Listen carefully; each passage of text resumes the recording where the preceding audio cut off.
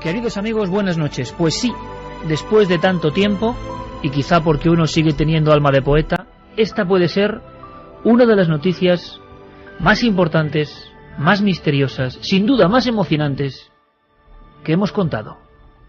La que ocurrió ayer, la que sigue ocurriendo ahora, la que ha convulsionado el mundo de la ciencia, la que, y no es fácil, vamos a intentar explicar. Todo ocurrió ayer y como ya nos conocéis, todo lo hemos cambiado. Todo lo que teníamos preparado, como si fuese un neutrino a la velocidad superior a la luz, lo hemos eliminado porque esto tenéis que conocerlo con nosotros. Yo espero que aprendáis al tiempo que yo aprendo, porque de esto no sé nada. Solo sé que es muy emocionante. Tengo aquí la portada del periódico El Mundo. Y dice, a toda portada, hoy sábado 24 de septiembre, año 2011, para enmarcar un experimento, impulsa el sueño de los viajes a través de alguna forma, voy a repetir muchas veces lo de si fuera cierto, porque la polémica está en el aire. Se ha repetido 15.000 veces al parecer el experimento en los últimos 3 años. Tampoco entiendo muy bien, y con especialistas de primer nivel, algunos los adivináis ya porque son amigos, cronistas de ciencia también de esta nave, dicen que no puede haber error, otros que tiene que haber un error. Vamos a ver, hasta la rueda de prensa de ayer, lo lógico era pensar como Carl Sagan, maestro Carl Sagan, en la voz, como no, de José María del Río, que en sus documentales nos hablaba de la velocidad de la luz de esta forma. ¿Y por qué la velocidad de la luz es una barrera mayor que la velocidad del sonido? No es simplemente un problema de ingeniería, como el avión supersónico, sino que la barrera de la luz es una ley fundamental de la naturaleza, tan elemental como la gravedad. Einstein encontró su sistema absoluto para el mundo, este firme pilar entre todos los movimientos relativos del cosmos. La luz viaja a la misma velocidad independientemente del movimiento de su fuente. La velocidad de la luz es constante y relativa a todo lo demás. Nada podrá nunca alcanzar a la luz. Lo que ha ocurrido ayer, lo que se ha hecho público ayer, y vamos a contar todos los detalles y con amplio debate con especialistas, es que un puñado, me vais a entender, los que hablamos así, ¿no?, sin ningún tipo de conocimiento científico, de pequeñísimas entidades de masa casi indefinible, los neutrinos, han viajado 730 kilómetros, han hecho un viaje rapidísimo, casi inimaginable, han atravesado a muchos metros bajo tierra para evitar cualquier impacto con otras partículas y que no sean frenados o acelerados, debajo del Piamonte, debajo de la zona de Florencia, han llegado al laboratorio del Gran Sasso y resulta que lo han hecho un poco más pronto que la velocidad máxima con la que medimos el universo y la realidad. Yo sé que esto es difícil de entender, yo sé que esto es complicado, que son términos que no manejamos. Nuestro desafío de esta noche es que todos comprendamos que si esto es cierto, repito, estamos quizá en los umbrales de un mundo nuevo, donde casi todo, quizá, es posible. ¿Casi todo? Lo que hemos escuchado de Carl Sagan hasta ayer era ciencia. Y esto es ficción. ¿Viajar en el tiempo? Sí. ¿Accediendo a ciencia ficción? No, aplicación práctica. Mi pregunta es, ¿por qué no se puede cambiar el pasado? Porque no se puede viajar a nuestro pasado. Pero, ¿y si fuera posible?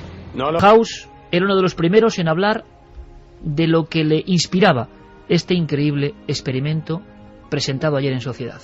Si esto es cierto, es un terremoto, una revolución en la física. Han comprobado todos los aspectos del experimento para ver qué podría causar el resultado y no han encontrado nada. Lo colgaron en internet para otros científicos diciendo, mirad esto y tratad de encontrar algo. Y tampoco pudieron. Si es real, estas extrañas partículas llamadas neutrinos, creadas en el colisionador de hadrones, viajaron 730 kilómetros hasta un detector subterráneo para mantenerlo estable, llegando allí antes de lo previsto, antes de la velocidad de la luz, y el hecho de ir más rápido que la luz cambia los fundamentos de los viajes en el tiempo y de la exploración del universo. Una nueva física se abre ante nosotros. Strange new physics opens up in front of us. Strange, extraña física, más cosas. Marek Kukula, astrónomo del Observatorio Real de Greenwich, también quería opinar, también daba su voz, su impresión, su entusiasmo o su susto ante el experimento. Si el resultado es correcto, significaría que tendríamos que reconsiderar el modo en que funciona el universo, porque si tienes algo que puede viajar a más velocidad que la luz, eso no solo afectaría al espacio, sino también al tiempo. Podríamos viajar atrás en el tiempo y eso sería solo uno de los efectos derivados.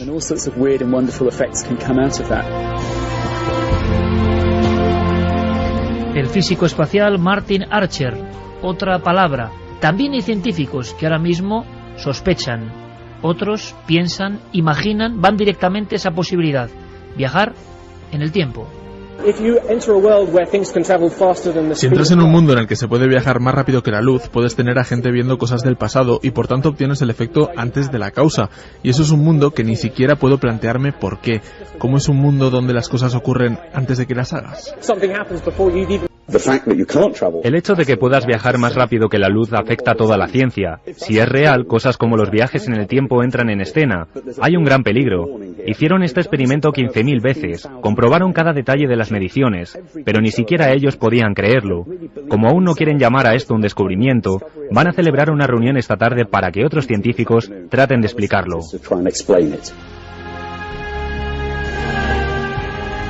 Qué maravillosa historia, qué maravillosa novela. 1:43, no solo en España, sino en todo el mundo a través de Internet. Y yo espero dejar por lo menos el pozo, incluso aunque esto al final se descubra que no es cierto, a ver quién se cree que no es cierto o hay intereses en que no sea cierto, quién sabe, el pozo de interés por este mundo de la ciencia, por estos experimentos. Se sabía que el CERN y el colisionador de hadrones iban a generar sorpresas. Y yo estoy seguro que ahora más de uno está pensando que vaya con el CERN. Está dando sorpresas incluso no esperadas. Enseguida abrimos el debate, porque el debate de hoy es de filosofía, de ciencia y de misterio. Y tenéis que participar. Carmen, buenas noches.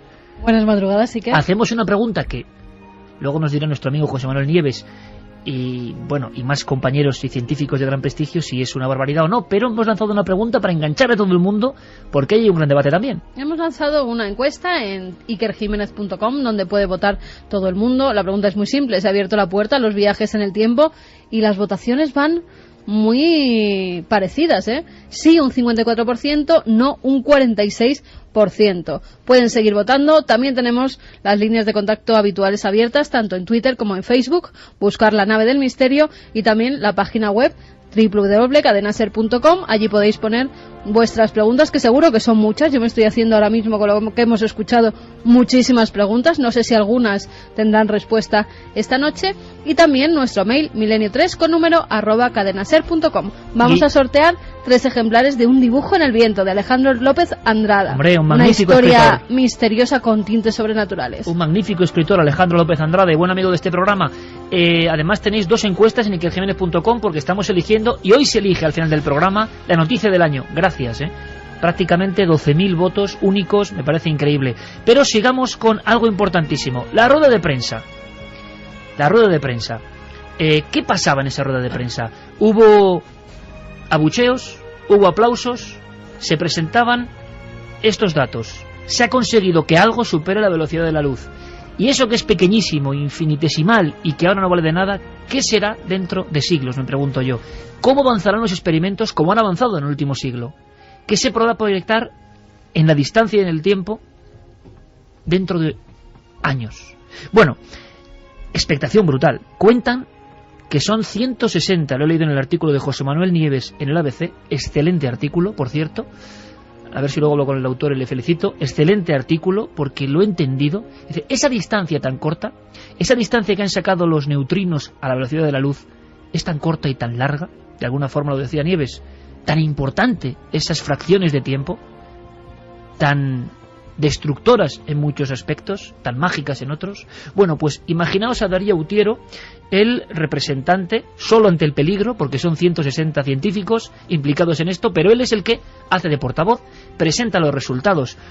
Nuestro compañero Diego Marañón estuvo siguiendo el acto minuto a minuto, porque Internet, una vez más, ha sido básico en esta historia. El mundo recibiendo los... El detector Opera del Laboratorio Nacional Gran Sasso ha permitido la medición terrestre más sensible de la velocidad de los neutrinos sobre una distancia de 730 kilómetros. No podemos explicar el efecto observado en términos de incertidumbres sistemáticas conocidas. Por lo tanto, les presentamos hoy esta anomalía con respecto a lo que hubiese sido esperable asumiendo la velocidad de la luz. A pesar de la relevancia de la medición reportada y de la estabilidad de los análisis, el gran impacto potencial del resultado en el mundo de la física requiere la continuación de nuestros estudios con el objetivo de identificar cualquier efecto sistemático aún desconocido. También se harán experimentos y mediciones independientes. Por todas estas razones, no es nuestra intención emitir ninguna interpretación teórica o fenomenológica de los resultados.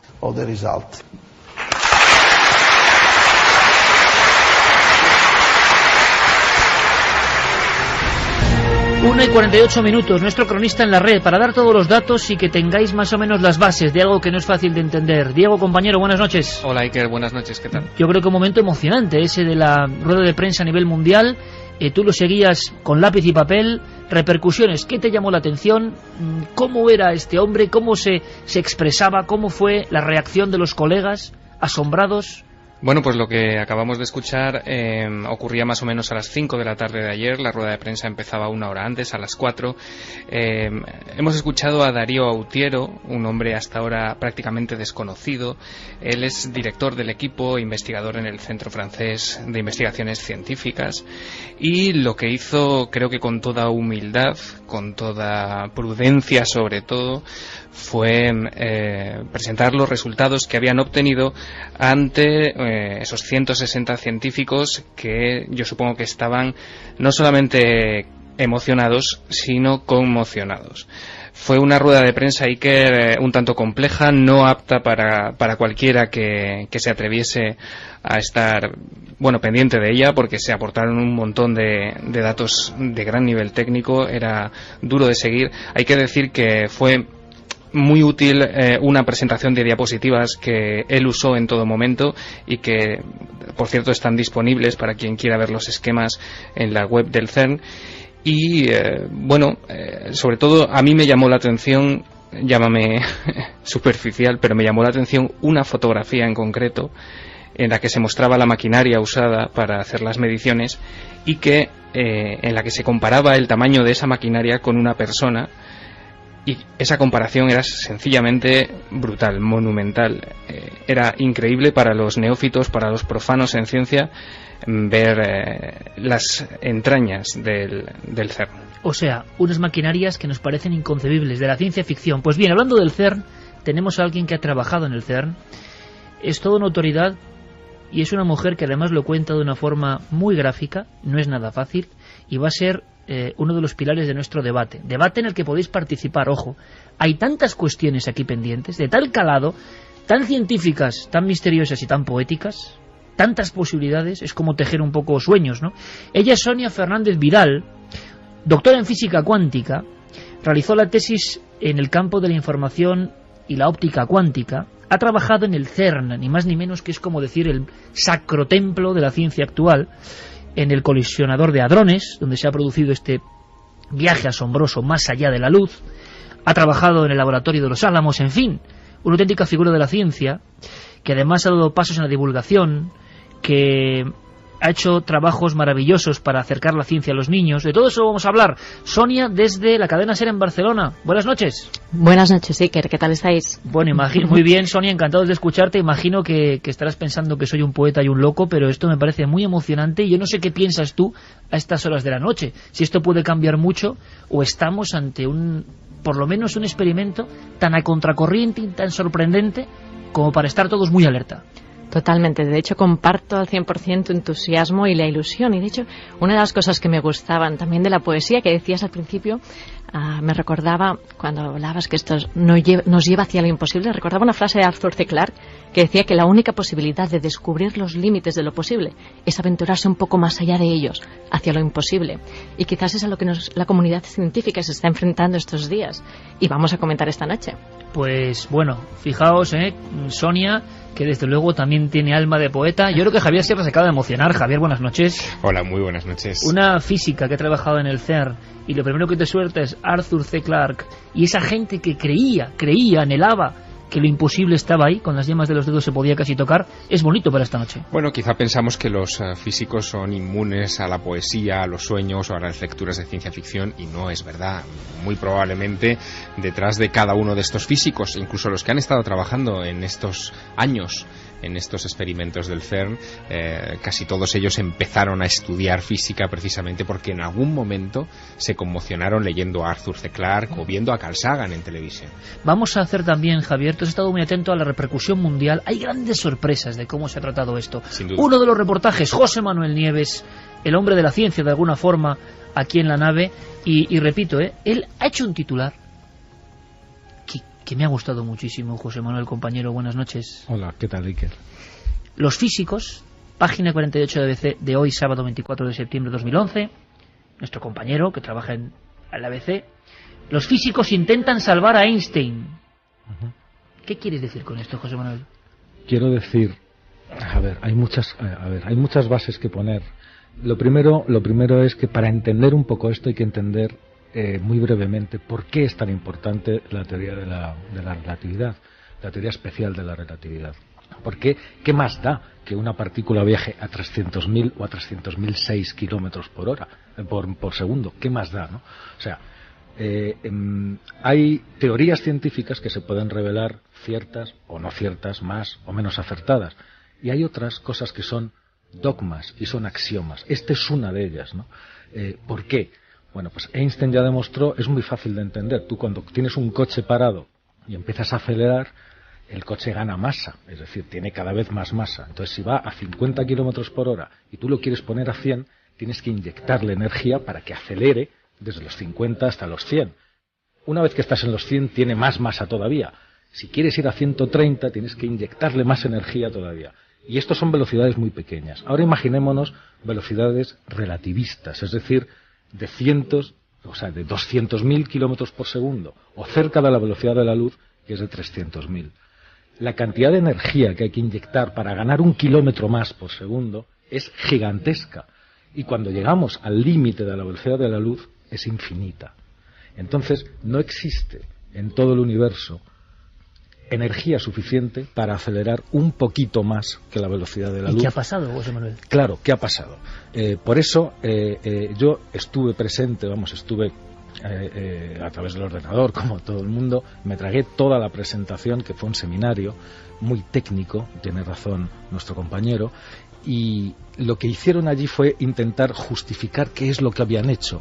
Y fue una llamada de auxilio en el fondo, porque como bien has explicado al principio, ellos hicieron un experimento con unos medios que les daban una precisión jamás alcanzada hasta este momento para la medición de la velocidad del neutrino, y se encontraron con ese dato espectacular, que es muy poca la velocidad, muy poca la distancia. En realidad, si la luz viaja a casi 300.000 kilómetros por segundo, estos neutrinos viajaban a 300.006 kilómetros, ¿no? O sea, fíjate qué poquita diferencia. Pero esos 6 kilómetros son fundamentales. Pero eso supone romper esa barrera que te he dicho antes y que es universal, y que el universo es como es, porque eso es así.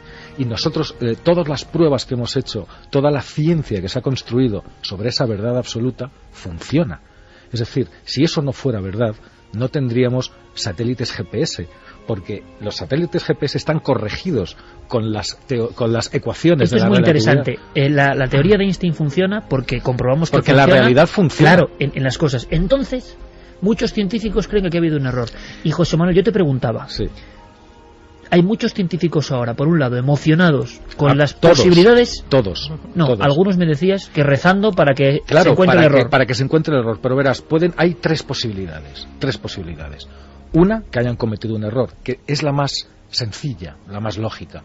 Estos investigadores no han conseguido, después de meses y meses y meses de intentarlo, encontrar ningún error. Y entonces lo de ayer, la presentación esta de ayer, fue una petición de socorro a la comunidad internacional para decir, por favor, ayudarnos, porque nosotros hemos encontrado estos datos y no somos capaces de encontrar el error, si es que lo había. Y hay una cosa muy importante de José Manuel, y que es en favor de la ciencia y de su sistema de trabajo, que estos investigadores dicen, aquí están los datos, ayúdennos. No le he preguntado a Sonia. Muchísima humildad. Sí, le he preguntado, y le quiero preguntar a Sonia, que es importante, que ya ha trabajado, que sabe cómo son las entrañas del CERN, yo no sé si ha movido ya sus hilos, si sabe que se cuece. Yo no sé tú en qué posición estás, si en los que quieren casi, porque he escuchado declaraciones que, en fin, que quieren que haya un error para que todo siga más o menos como está, o los que creen que estamos en la puerta de posibilidades absolutamente jamás soñadas hasta este instante. Pues yo siempre espero, y no solo en este caso, yo siempre espero que se encuentren cosas para que la ciencia avance, y en este caso el que se rompiera este límite no creo que rompiese tampoco, ni mucho menos, como bien decía ahora José Manuel, lo que Einstein trabajó, sino simplemente ampliaríamos nuestro conocimiento sobre el universo que nos rodea. De hecho, efectivamente, ya lo decía perfecto, del mismo modo que Newton no se desmontó cuando empezó toda la teoría cuántica y toda la teoría relativista, sino que simplemente ampliamos nuestro conocimiento del mundo y, por lo tanto, nos supimos mover en distintos regímenes mucho más veloces, de dimensiones mucho más pequeñas, y ahora quizás nos estamos enfrentando también a que las teorías de Albert Einstein funcionan para unos límites determinados, pero más allá quizá debamos desarrollar nuevas tecnologías, y esto es interesantísimo. Pero bueno, de momento deberemos de seguir dándole las gracias a Albert Einstein cuando estamos en un avión y está todo nublado y conseguimos aterrizar, porque es gracias a sus GPS y a las correcciones, ¿verdad?, que José Manuel nos decía. Hay una cosa importante, ha habido una repercusión desigual en la prensa. Es curioso porque puede haber algo muy potente detrás de todo esto y no hemos tenido un eco especial. Así como ha habido portadas de periódicos que han reflejado que esto puede ser un salto tremendo, también sorprende el hecho de que hay que decirlo así, muchos científicos, como hemos escuchado, hablan directamente de la posibilidad futura de viajes en el tiempo, que se ha abierto esa puerta. Vamos a debatirlo. Santi, aunque sea en un minuto, porque llegan las noticias. Buenas noches, compañero. Buenas noches, Iker. El lado que nunca puede faltar en Milenio 3, el lado de la conspiración. ¿Qué se está diciendo ahora en esos otros mundos que ya son tan importantes como cualquier mundo, ese mundo virtual de la conspiración? ¿Están hablando de qué? ¿Qué piensan de este experimento? Curiosamente, las teorías más conspiranoicas sobre el experimento vienen de algunos sectores científicos muy ortodoxos, que han llegado a sugerir que los científicos en cuestión, necesitados de financiación por los recortes que está aplicando el gobierno de Berlusconi a prácticamente toda la economía, dada la precaria situación económica de Italia, pues necesitaban llamar la atención de alguna forma. La NASA lo ha hecho de vez en cuando, no es una práctica tan rara, y de ahí venía pues todo este revuelo. Ahora me cuentas, Santi, o sea, conspiración, aquí de todo. Esto es de novela, José Manuel. ¿Dice otra novela de esto o Javier Sierra? Porque de verdad que es increíble. Las noticias de las 2 en la SER. Volvemos enseguida. Comenzamos las noticias de la semana con un caso único. Por primera vez, un juez ha decretado que un hombre irlandés ha muerto a causa de una combustión espontánea. Michael Fagerty, de 76 años, fue hallado en el suelo, completamente quemado, excepto algunas de sus extremidades. En la misma estancia había otros objetos, algunos de ellos inflamables, que no sufrieron daño alguno. El doctor McLaughlin ha declarado que este fuego se ha investigado a fondo. La conclusión es que encaja en la categoría de la combustión espontánea humana, para la cual no hay una explicación científica. Por su parte, la patóloga Grace Callaghy ha asegurado que debido a la acción del fuego, el estómago, los intestinos, el hígado, el páncreas, el corazón y algunos huesos habían desaparecido. Para quemar los huesos, la temperatura del fuego debe alcanzar de 700 a 1000 grados centígrados. Y nos vamos hasta Guatemala, donde se ha hallado un extraño enterramiento en las ruinas mayas de Nacum. Se trata de una tumba real de hace 2000 años en la que hay enterrada una mujer cuya cabeza descansa entre 2 platos. Junto a ella se han descubierto también cuchillos ceremoniales, vasijas de barro y un anillo. Los expertos aseguran que el único sitio donde han podido estudiar una tumba parecida es en Tikal.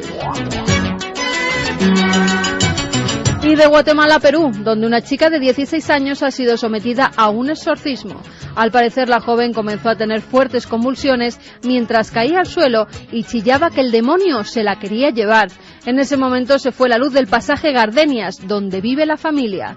Como no podían controlarla, decidieron llamar a las fuerzas de seguridad, que la trasladaron a una iglesia de pastores evangélicos del Movimiento Misionero Mundial.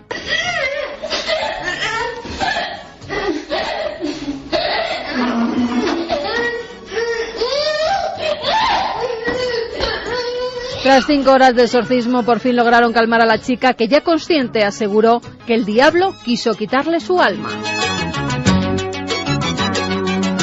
En Çatalhöyük, un yacimiento turco de hace 7.500 años, se ha encontrado una pintura en la pared que tiene en vilo a los arqueólogos. Se trata de un dibujo muy estructurado, en color rojo, que junto a otros murales anteriormente hallados nos dan a conocer cómo era la vida neolítica en ese lugar. Çatalhöyük estaba compuesta principalmente de casas de adobe que no tenían separación entre ellas, tan solo una estructura como de nido de abeja. Los habitantes accedían a sus casas a través de entradas realizadas en los techos. Además, en algunos recintos había cabezas de ganado empotradas en las paredes y extrañas figuras, por lo que se supone que eran santuarios. Y en Jujuy, Argentina, se ha presentado un libro sobre los fantasmas que habitan esos lares, almas en pena, que se aparecen en las curvas para avisar de algún peligro. Fernando Choque nos cuenta la historia del viudo. Se cuenta que existe un alma de una persona que se le llama el viudo, que generalmente hace que los vehículos tengan problemas, ¿no?, para continuar el recorrido y que se detienen en ese lugar porque en algún momento no pueden continuar la marcha. Entonces la persona relata que efectivamente su padre en un momento, en un viaje de noche, venía por la ruta y tenía que ir parando porque él tiene que detenerse definitivamente y bajar para revisar el vehículo. En ese momento ve a este espectro que se le acerca, y la historia cuenta que es el espectro de una persona que pierde a su pareja, y que de esa forma va como buscando, ¿no?, como va preguntando sobre si la encuentran, si ellos saben algo. Y con este caso clásico les dejamos hasta la semana que viene, aquí, en Noticias del Misterio.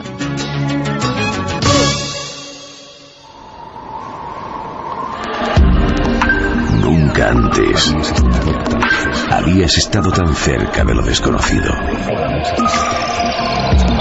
Milenio 3. Cadena Ser.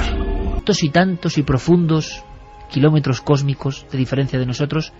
Quizá ellos hayan viajado en alguna ocasión, en el pasado más remoto, por accidente o no, y de ahí vienen las historias de los dioses, instructores. ¿Todo esto es fantasía o pertenece a un eterno sueño del hombre de explicarse todo lo que ocurre? ¿Esto tiene que ver? ¿Es como si en septiembre del 2011 atisbásemos una luz, un destello, de que no todo está explicado? En fin, el tema es apasionante. ¿Cómo lo interpreta el público, Carmen? Pues la verdad es que hay muchas preguntas, muchas dudas con todas las noticias. Y luego me dices la encuesta, que me interesa. Sí, luego te la comento. Ángel decía, es cierto que no hay energía en el universo para acelerar una partícula más allá de la velocidad de la luz, pero eso con la teoría actual. Si el experimento es cierto, habría que replanteársela. Daniel González, ¿es posible que haya ayudado a esos neutrinos llegar más rápido que la velocidad de la luz la energía oscura? Vanessa nos dice, desde que descubrí a Einstein, en mis primeras y apasionantes clases de física esperaba esta noticia. El primer paso lo dio Galileo, el segundo Newton, el tercero Einstein y ahora estamos viviendo el siguiente. Chema de Gran Canaria. Bueno, la teoría de Newton fue incuestionable hasta que llegó Einstein y nos aclaró a todos la teoría de la relatividad. Nadie es Dios. Isma de Tenerife, creo que se le está dando demasiado bombo a la noticia. Si es cierto, no implica viajes en el tiempo y lo más probable es que sea un error de medición. Primero deberíamos entender la relatividad en general. Javier de Berín, ¿podrías explicar por qué si se viaja a más velocidad que la luz se retrocede en el tiempo? Pues es difícil de entender. El tema de hoy es apasionante. Un saludo y seguid así. Quizá estemos ante el hecho más condenatorio y contestatario para las teorías religiosas. El hombre afronta uno de los mayores desafíos de su existencia. Es emocionante. ¿Podemos decir ¿contestatario para la religión? Alguno puede pensar que al revés. Podemos decir que más adelante se encontrará alguna partícula que viaje más rápido que los neutrinos y qué consecuencias traería. Tengo entendido que un cuerpo viajando aproximadamente a la velocidad de la luz llegaría a tener tanta masa que sería imposible superar la velocidad de la luz. ¿Superarla implicaría tener una masa inimaginable? Bueno, un sinfín de preguntas. Ahora me dices la encuesta. Antes, resumen de prensa. Vamos a ver si entre Sony y José Manuel nos logran explicar, por favor, con la máxima sencillez, si es posible, por qué, que yo también me lo pregunto, este experimento hace que muchos científicos lo vinculen a viajar en el tiempo. Ahora, es un reto entre los dos, ¿de acuerdo? Javier, sorpresas en el repaso a la prensa mundial. Tienes portadas de todo el mundo. y muy distinta cobertura según si hablamos de Europa o de los Estados Unidos. La noticia ha tenido repercusiones muy dispares. Quizá ha tenido que competir con otras grandes informaciones en estos momentos, como por ejemplo la petición de Palestina para integrarse en la comunidad de estados internacional, pero lo cierto es que, por ejemplo, la prensa europea sí le ha guardado algunos huecos en algunas cabeceras notables. The Guardian, por ejemplo, en Londres, le dedicaba un pequeño recuadrito en la portada diciendo: más allá de la creencia, la verdad de lo que significaría superar la velocidad de la luz, y sobre todo le dedicaba un editorial muy interesante titulado Impensable, donde comparaba lo que está sucediendo, lo que podría suceder en la comunidad científica actual, con lo que en su momento ocurrió con el heliocentrismo, que era una herejía pensar que la Tierra daba vueltas alrededor del Sol. Ahora se piensa que es una herejía prácticamente a nivel científico cuestionar a Einstein y su teoría de la relatividad, y por lo tanto The Guardian reflexiona sobre qué podría ocurrir. The Times, fíjate qué curioso, le dedica una información muy corta. Dice: el CERN sugiere que Einstein estaba equivocado, pero prefiere dedicarle la portada y la foto más destacada a Rowan Atkinson, a Mr. Bean. Bueno, en fin, signo de nuestros tiempos, sí, son signos de nuestros tiempos, efectivamente. El Times. Le Monde, en Francia, en París, no habla de este asunto en su portada, sencillamente no aparece, pero sí le dedica la información de la página 3. Tenemos que ir a Italia, por ejemplo. La Stampa, el diario de Milán, el más cercano geográficamente al escenario donde han tenido lugar estos hechos, tampoco le dedica hueco en la portada. Es algo muy sorprendente, pero da un destacado muy pequeñito diciendo: los superneutrinos descubiertos por casualidad, donde los propios italianos cuestionan a sus propios científicos. Es decir, es un poco ellos dudan de ellos mismos. Nos pasa también muy mucho italiano en España. También. Muy italiano y muy español, ¿no? Sí, también. Sí. Pero fíjate, en Estados Unidos es todavía más singular. Los grandes diarios han hecho mutis por el foro, no han tocado apenas la noticia. Eso es muy típico de los norteamericanos, porque un descubrimiento europeo, y en el CERN ellos tienen el Tevatron, tienen los Álamos, claro, y hay una rivalidad entre que te lo puede también, decir Sonia. También muy de novela, ¿no? Pero hay un detalle que os va a llamar mucho la atención. Efectivamente, no hay ni rastro de la noticia en The Washington Post o en New York Times o en Los Angeles Times. No hay ni rastro. Pero hay un periódico que le ha dedicado la portada, y esto sí que es muy singular. Es Stars and Stripes, que es el diario oficial de las Fuerzas Armadas de los Estados Unidos, porque entienden, suponemos, que... Qué interesante dato, Javier, Claro, que una información de este calibre puede tener también repercusiones en el mundo de la investigación. Y lo estoy viendo militar. Con la foto de Einstein, toda la portada. Sí, la foto es singularísima, es Einstein delante de una pizarra con sus fórmulas matemáticas, un gran titular que dice: está Einstein equivocado, y en el interior se reflexiona sobre las implicaciones que tendría también un poco a nivel militar algo de estas características. Si nos vamos a otros continentes, hay rebote, evidentemente, de la noticia. Ha llegado, en fin, con las diferencias horarias en distintos momentos, pero la portada ya de ayer de Telegraph, que es uno de los diarios importantes de la India, está dedicada íntegramente a este asunto, con la misma foto de Stars and Stripes, precisamente, de Albert Einstein, y dice: increíble momento para la ciencia. Y The Japan Times abre su edición de ayer con un titular que a la vez es una valoración, y que creo que es interesante poner sobre nuestra mesa de discusión esta madrugada, que dice: neutrinos más veloces que la luz agujerean la teoría de la relatividad.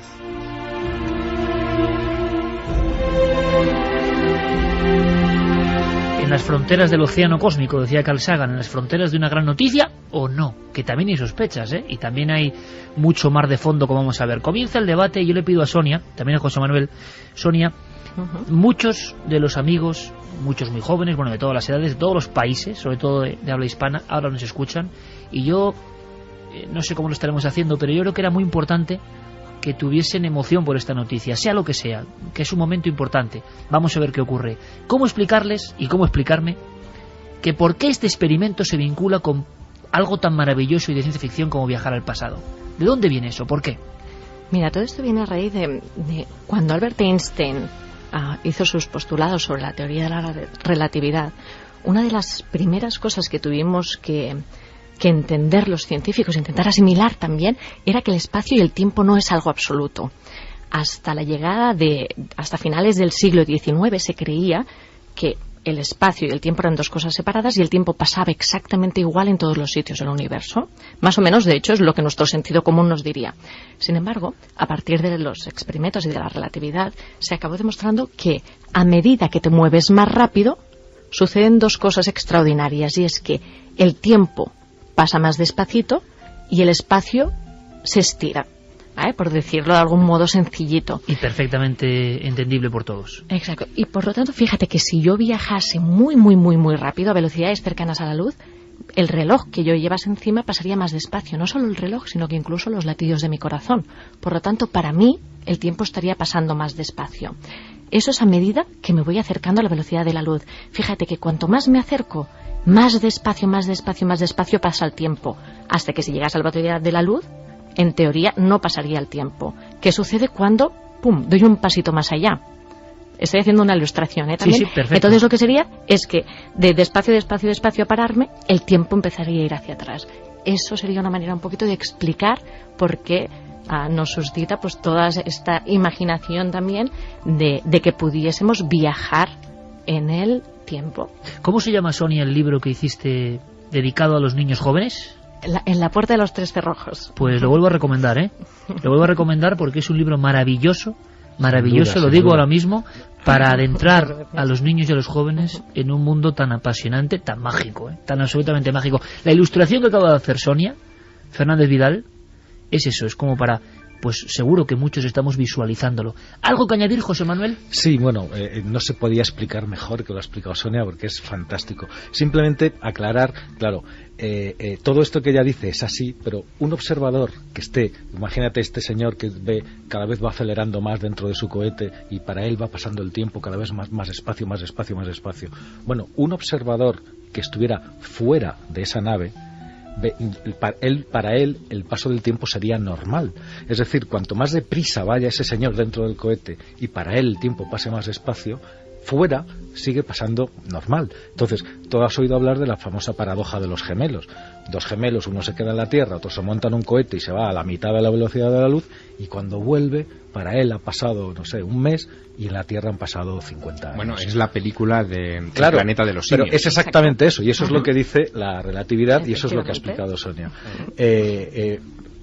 Es importante el punto de vista del observador externo, porque si tú estás dentro de la nave no te das cuenta, claro. Para ti es todo normal. Sin embargo, alguien que te esté mirando desde fuera es el que se da cuenta de esa diferencia, alguien que no esté sufriendo ese movimiento tan acelerado, ¿no? Entonces, cuando llegas al punto de cero, ¿qué es lo que pasa? Que es lo siguiente, ¿no? Pues según aquí hay que añadir otras teorías que se han añadido a la de Einstein, ¿no? Que, como muy bien ha explicado Sonia, el espacio y el tiempo se sustituye por otra cosa que se llama el espacio-tiempo, que es única y que están íntimamente relacionadas. De hecho, no es posible moverte en el espacio sin consumir una cantidad de tiempo. Es decir, tú vas de aquí a Barcelona, que son 600 kilómetros, y X horas si vas en coche, o X minutos si vas en avión. Siempre hay una cantidad de tiempo relacionada al movimiento y al espacio. ¿Qué pasa cuando llegas a la velocidad límite, a esta velocidad en la que la masa se vuelve infinita? Hasta ayer insuperable. No, y sigue. Yo luego te explicaré una posibilidad de que los resultados que han encontrado sean correctos y que la teoría de la relatividad siga siendo correcta, que eso también es posible. Pero bueno, para explicar esto de los viajes del tiempo, cuando fuerzas, y si puedes forzar alguna masa a superar esa barrera que necesita energía infinita para esa masa que tiende a infinito, lo que haría sería una rotura en ese espacio-tiempo. O sea, este espacio-tiempo que se estira fuera mientras tú vas acelerando, llega un momento en que se puede romper, y se rompe, por decirlo así a lo bestia, en el kilómetro 300.001. Se rompe. Entonces, en el momento que se rompe, tú estás en una paradoja temporal, o sea, con el tiempo detenido o con el tiempo en negativo. Entonces, una rotura espacio-temporal produce paradojas del tipo, pues que no sé, viviríamos, si eso fuera posible, nuestro universo no sería un universo en el que el principio de la causalidad, es decir, a cada causa tiene su efecto y cada efecto se debe a una causa.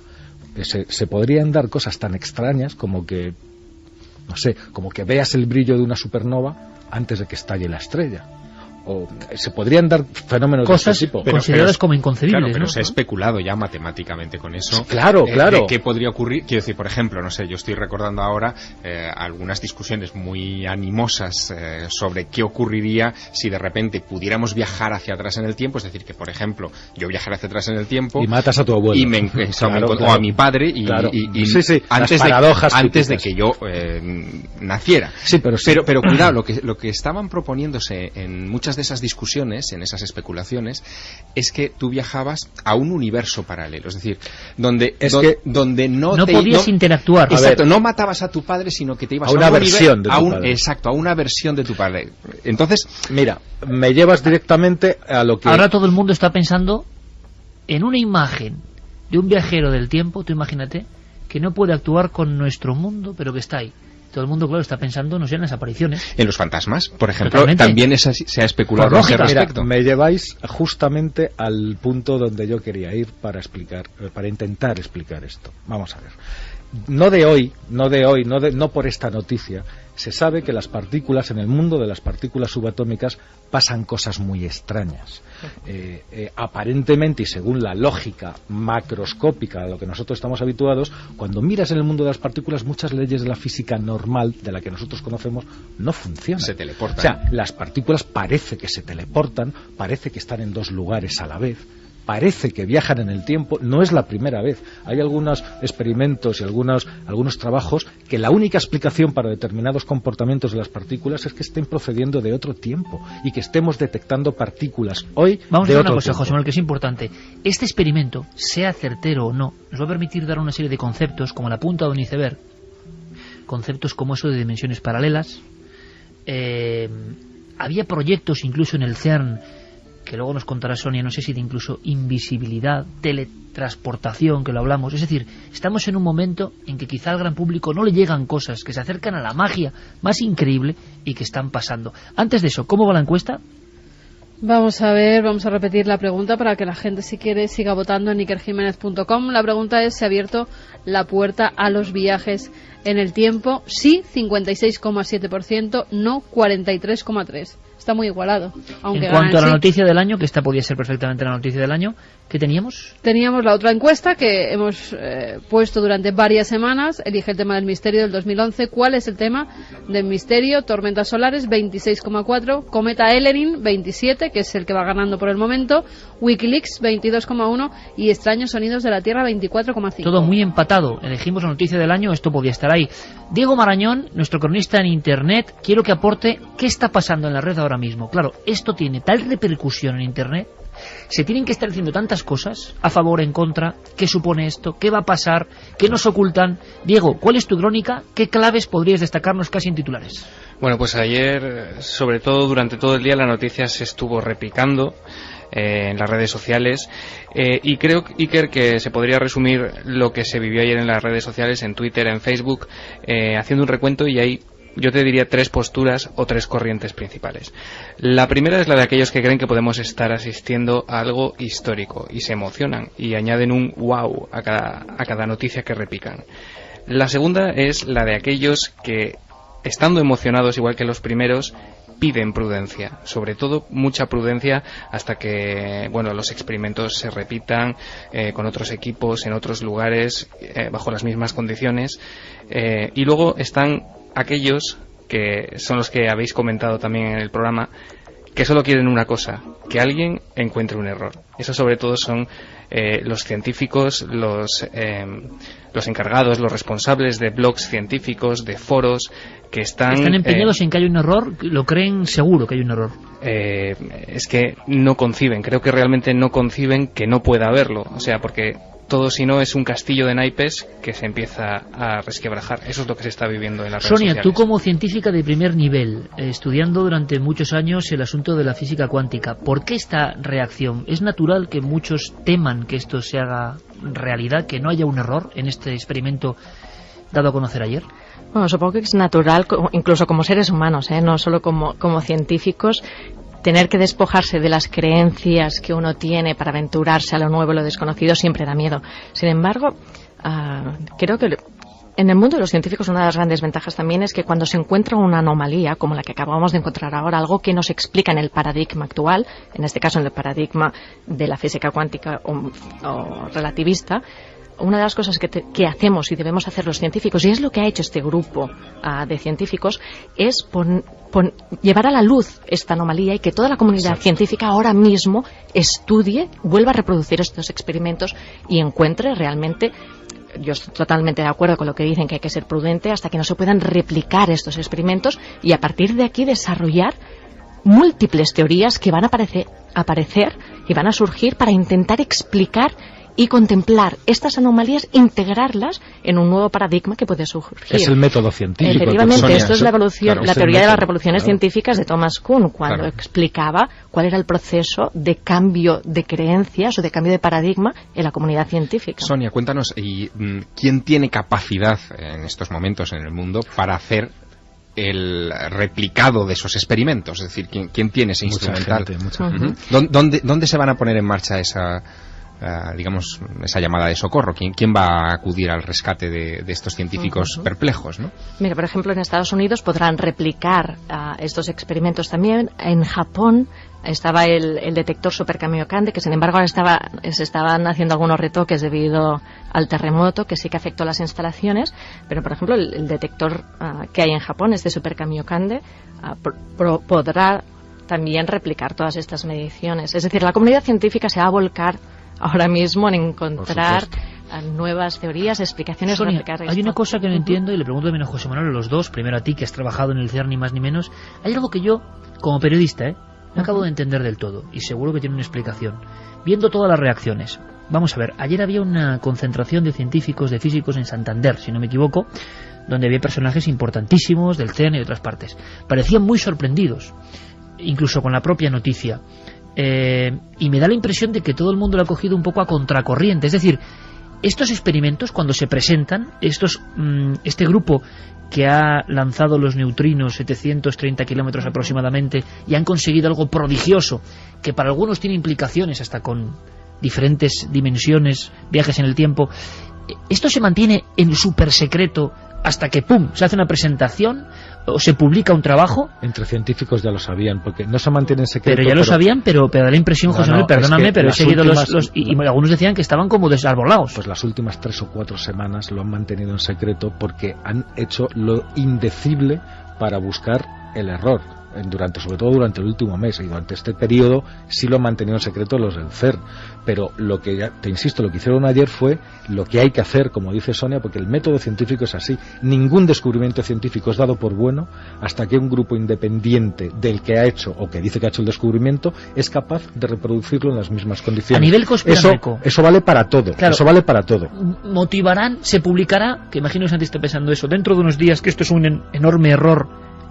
¿Y pueden mentir sobre ello y que nos quedemos sin la solución de esto? Yo creo que no, porque hay demasiada gente, ahora mismo lo ha dicho Sonia, que trabaja en eso, y te lo digo yo que conozco muchísimos físicos. O sea, están todos volcados con esto, a distintos niveles, a nivel intelectual, a nivel práctico. El que tiene un laboratorio está intentándolo, el que puede acceder a hacer este experimento lo van a hacer. En Estados Unidos ya se está empezando a hacer, y en Japón, como ha dicho Sonia, también. Es decir, ¿quién va a salir a decir que es total? Pues enseguida puede salir otro grupo, esto ya es público. O sea, todos los físicos del mundo tienen ese papel en la mano, saben exactamente lo que han hecho en el CERN y en el Gran Sasso, y los que puedan van a intentar repetirlo. O sea, esto no puede taparse, es intapable. O sea, si alguien lo intenta, saldrá otro en otro punto del planeta que diga, no, ¿qué está diciendo ese? Porque no sé qué. O sea, esto... Hay quien piensa que se pone tanto en juego que igual sí es posible. Digamos que es la mentalidad un poco conspiranoica o la sensación de que pueden taparse. ¿Qué se pone en juego? Tener un mundo mejor, maravilloso, con posibilidades hasta ahora insospechadas, incluso la de viajar en el tiempo, ¿por qué no? ¿Qué es lo que se pone en juego? ¿El futuro? O sea, ¿qué se pone en juego? Sonia, lo acabo de decir José Manuel, viajar en el tiempo, ¿tú crees que es posible? E imagino, tú ya nos contaste en alguna ocasión en Cuarto Milenio, de una forma muy gráfica, que se estaban haciendo operaciones de no sé si era teleportación o teleportación, no teletransportación, que hiciste ahí unas comparativas, teleportación, de acuerdo. Claro, cosas increíbles, invisibilidad, que igual ahora me puedes dar algún retazo. Bien, viajes en el tiempo se podrán hacer a nivel de estas partículas tan pequeñas, y eso indica que en un futuro inimaginable, donde la ciencia avance casi hasta el infinito también, se podrían hacer viajes en el tiempo de grandes cantidades de masa, o sea, con tripulantes? Bueno, claro, por supuesto ahora mismo sería demasiado por mi parte y también por parte de la comunidad científica decir que algo es imposible después de lo que nos acabamos de encontrar. Claro. Aún así, yo creo que aunque estos descubrimientos se hagan certeros, ahora como ahora no empezaríamos a construir DeLoreans o estos coches de regreso al futuro y empezaríamos a hacer viajes en el tiempo, al menos como algo dentro de poquito. Aún así, las puertas están completamente abiertas a que esto pueda existir. De hecho, ya hace tiempo que se había hecho la hipótesis de la existencia de taquiones. Los taquiones eran unas partículas hipotéticas capaces de moverse a velocidades mayores a la velocidad de la luz. Taquión en griego significa veloz, básicamente, etimológicamente ese era el significado. Y la explicación que se daba es que su masa, como bien estaba explicando José Manuel antes, que a medida que vas acercándote a la velocidad de la luz, tu masa aumenta y por eso es imposible ir un poquito más allá. Estos taquiones se hacía la hipótesis que tendrían masa imaginaria y por lo tanto estas sí que podrían violar el principio de causalidad y hacer viajes en el tiempo. De hecho, se ha utilizado, es una de las partículas preferidas de la ciencia ficción, ¿no? Isaac Asimov ya había hablado de ellas en los X-Men, vamos, en todas estas películas. Con el CERN, Sonia, con el CERN están pasando cosas que se parecen mucho a la ciencia ficción. Un pequeño, no voy a decir pausa, pero quiero que escuchéis esto todos. Es también, lo extraía Diego Marañón, que ha sacado unos cortes creo que sensacionales junto con nuestro equipo, Fermín Agustí, Carlos Largo, en estos sonidos, Noel Calero por supuesto, en esta nave que casi alcanza la velocidad de la luz, no llega pero casi. Ha sacado unos cortes que de verdad me hacían dar un brinco porque eran muy potentes. Carl Sagan hablaba de algo que yo he escuchado toda mi vida y que os quiero preguntar. Todos los científicos aseguran, bueno, los científicos digamos lógicos, ¿no?, que tiene que haber vida extraterrestre, que pueda haberla, que el universo es tan incomprensible y tan inmenso que tiene que haber algo. Ahora siempre te dicen, oye, eso de los ovnis y tal, no, porque no podrían nunca llegar hasta aquí. Y tú preguntas, ¿y por qué nunca podrían llegar hasta aquí siendo civilizaciones avanzadísimas de futuros que ni comprendemos? Hombre, porque las distancias interestelares son increíbles. Bueno, pues ¿eso ha cambiado? ¿Eso podría cambiar siempre con visión de futuro respecto a lo que hemos visto hoy? Escuchad, por favor, hace 30 años, Carl Sagan. Desde nuestra galaxia hasta la galaxia espiral más cercana, igual que la nuestra, que se llama M31 y que también está dentro, es decir, detrás de la constelación de Andrómeda, hay una distancia de 2 millones de años luz. Cuando la luz que vemos hoy desde la M31 salió en su viaje a la Tierra, no había seres humanos en ella.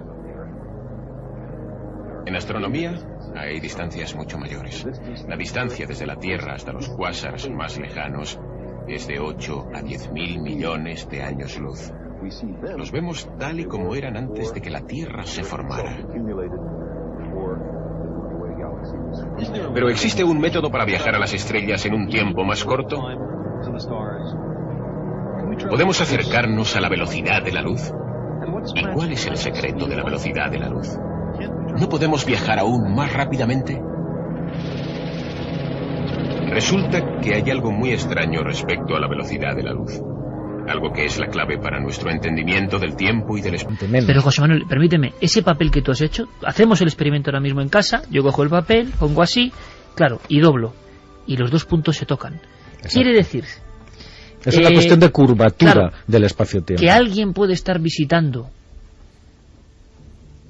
en culturas avanzadísimas, pongámonos a hacer ciencia ficción si queréis, pero ya, visto lo visto, alguien puede estar atravesando distancias siderales que siempre eran la gran barrera desde la lógica nuestra, utilizando cosas que parecen y que ahora intuimos. En una cultura tecnológicamente hiperavanzadísima y que sea capaz unos tipos que nos llevan 35.000 años. Vamos a ver, si esto es una cosa que sucede en la naturaleza, es una cosa que antes o después, si la humanidad sobrevive, conseguirá hacer. Bueno, no hay más que pensar cómo están avanzando las cosas. Es decir, desde el vuelo de los hermanos Wright hasta la llegada del hombre a la luna pasaron 63 años. Quiero decir? Es decir, claro, tampoco hay que pensar en miles de millones de años de evolución. ¿Qué sucedería? Porque nosotros vivimos en un espacio en el que somos capaces de ver 4 dimensiones, 3 en el espacio y 1 en el tiempo.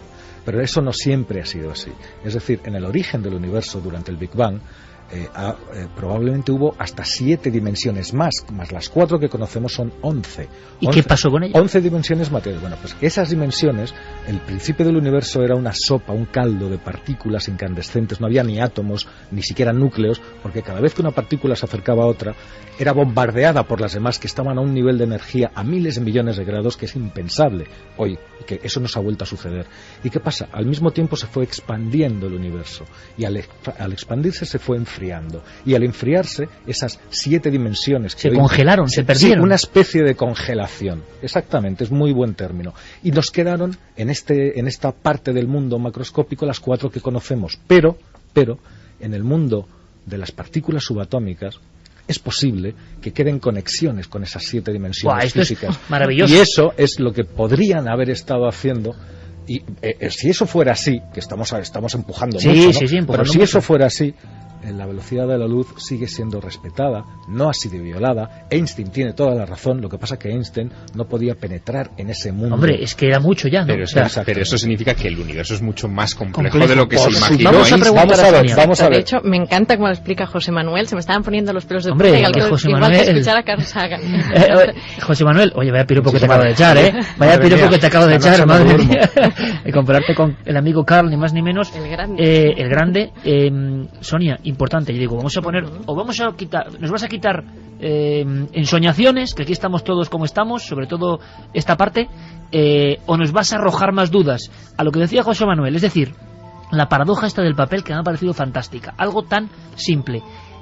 Y yo, con mis sueños y mis locuras poéticas, una cultura que nos lleve 30.000, 40.000 años, 50.000 años, que esto ya ha sido superadísimo por ellos, en teoría, podría acceder, si esos agujeros existen en algún lugar, yo no sé si se han detectado, si se pueden detectar, podrían atajar esas distancias que siempre han sido el gran mandoble, ¿no? Para decir, no pueden venir aquí seres de otras dimensiones, de otros mundos.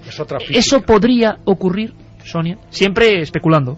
Sí, por supuesto, y siempre especulando. Yo, además, una de las primeras cosas que pensé también, y en eso pensé lo mismo que José Manuel, en cuanto escuché la noticia, una de las primeras explicaciones que me vino a la cabeza también es que los neutrinos podían haber encontrado un atajo por otra dimensión. Es decir, pensar que la teoría de la relatividad está en el espacio-tiempo de Minkowski, que son 4 dimensiones, es decir, las 3 dimensiones espaciales que conocemos y la temporal. Pero como muy bien ha dicho José Manuel, hoy en día en física de partículas estamos ya hablando, si nos vamos a la teoría de cuerdas o ya a la teoría M, estamos hablando de 11 dimensiones. Teoría M, es que eso da hasta miedo, o sea, teoría M es la decir, teoría del todo. Claro, pero estamos hablando de cosas que, bueno, no es que sean como un sueño, sino que nos parecen imposibles. Y siempre hablando de lo muy pequeño, ¿de acuerdo? Para que todo el mundo lo entienda. Claro, si eso se va perfeccionando. Una nueva consulta, por favor, a nuestros amigos, que yo no sé si estarán ya muy emocionados, si se pierde comba, porque esto es muy difícil de seguir. Yo sé que hoy hace falta un especial esfuerzo, que estamos hablando sin duda a millones de personas, no solo por la audiencia de España, sino el resto del mundo, y gracias a la gente de Argentina, Colombia, Perú, Chile, México, que nos escribe. Y yo sé que es un pozo importante. No estamos hablando, ojo, con amigos de la ciencia ficción, sino que estamos hablando con el divulgador científico del diario ABC, toda una institución periodístico divulgativa científica en España, y estamos hablando con una de las grandes físicas cuánticas de este país.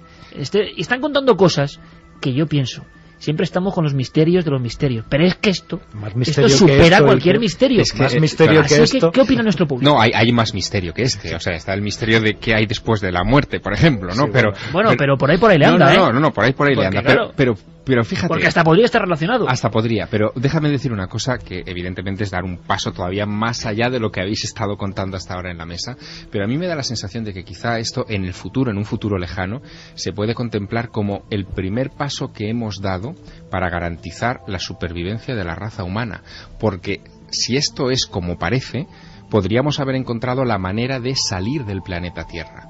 A nosotros esto nos puede parecer un poco difícil, pero realmente hemos llegado a la Luna con muchísimo esfuerzo, se nos plantean los viajes a Marte con todavía más esfuerzo y no sabemos si vamos a ser biológicamente resistentes a algo parecido. Los viajes clásicos no son la forma. Exactamente. No son la forma. Entonces, lo que está ocurriendo en este momento es que se está entreabriendo una luz en la física para poder salir de aquí. Y poder salir de aquí significa que nuestra raza no tiene por qué morir cuando muera el planeta o cuando nuestro Sol desaparezca. Diego Marañón, compañero, agradeciéndote la crónica, el seguimiento, y no sé si detectas, porque tú sigues todo a tiempo real, si en la red ahora mismo existe esa emoción o las brumas del escepticismo han copado la noticia. ¿Qué está pasando? ¿Cómo se está desarrollando a las 2:41 en el mundo de Internet? Pues fíjate que la gente logra sorprenderme una vez más, porque cuando en Milenio 3 abordamos temas que se salen un poco de los misterios clásicos, ¿no?, y que entran en el terreno más de la ciencia, no creas tú que siempre son tan bien recibidos. Hay a veces que se presenta una especie de efecto, digamos, no de rechazo, pero de, bueno... Seguro que de rechazo. Sí, no, pero fíjate, hoy creo que es todo lo contrario. La gente la noto especialmente expectante, emocionada y preguntándose qué puede salir de todo esto. Yo creo que esta noche es muy especial en ese sentido y la gente creo que se está implicando, y no sé si todavía entendemos ni siquiera nosotros mismos lo que puede implicar esto de confirmarse, pero creo que bueno, que la gente sabe que estamos en el umbral de algo que puede ser revolucionario. Pues la gente se hace preguntas muy interesantes. Vamos a escucharlas. Sí, Diego, lo que quiero decirte es que muchas gracias, que has hecho un fantástico trabajo, que te doy la enhorabuena, porque tú y yo sabemos lo que has trabajado para este programa en concreto, y que te lo quiero agradecer, y que ojalá esa emoción se reproduzca por algo que tú también conoces, ese árbol neuronal increíble que es la red. Ojalá esta noche, con Sonia, con José Manuel, todos los amigos, logremos poner en tanta gente, yo me lo imagino, que nunca se ha preguntado absolutamente nada de esto, como es lógico y normal, y entre el fútbol, la noticia, el corazón, la crisis, los políticos, piensen un poco en las fantásticas posibilidades imposibles de lo que está pasando ahora mismo, en el gran misterio en el que estamos inmersos. Gracias, Diego, por tu trabajo. Te escucho luego en Milenio Red, compañero. Hasta pronto, Iker.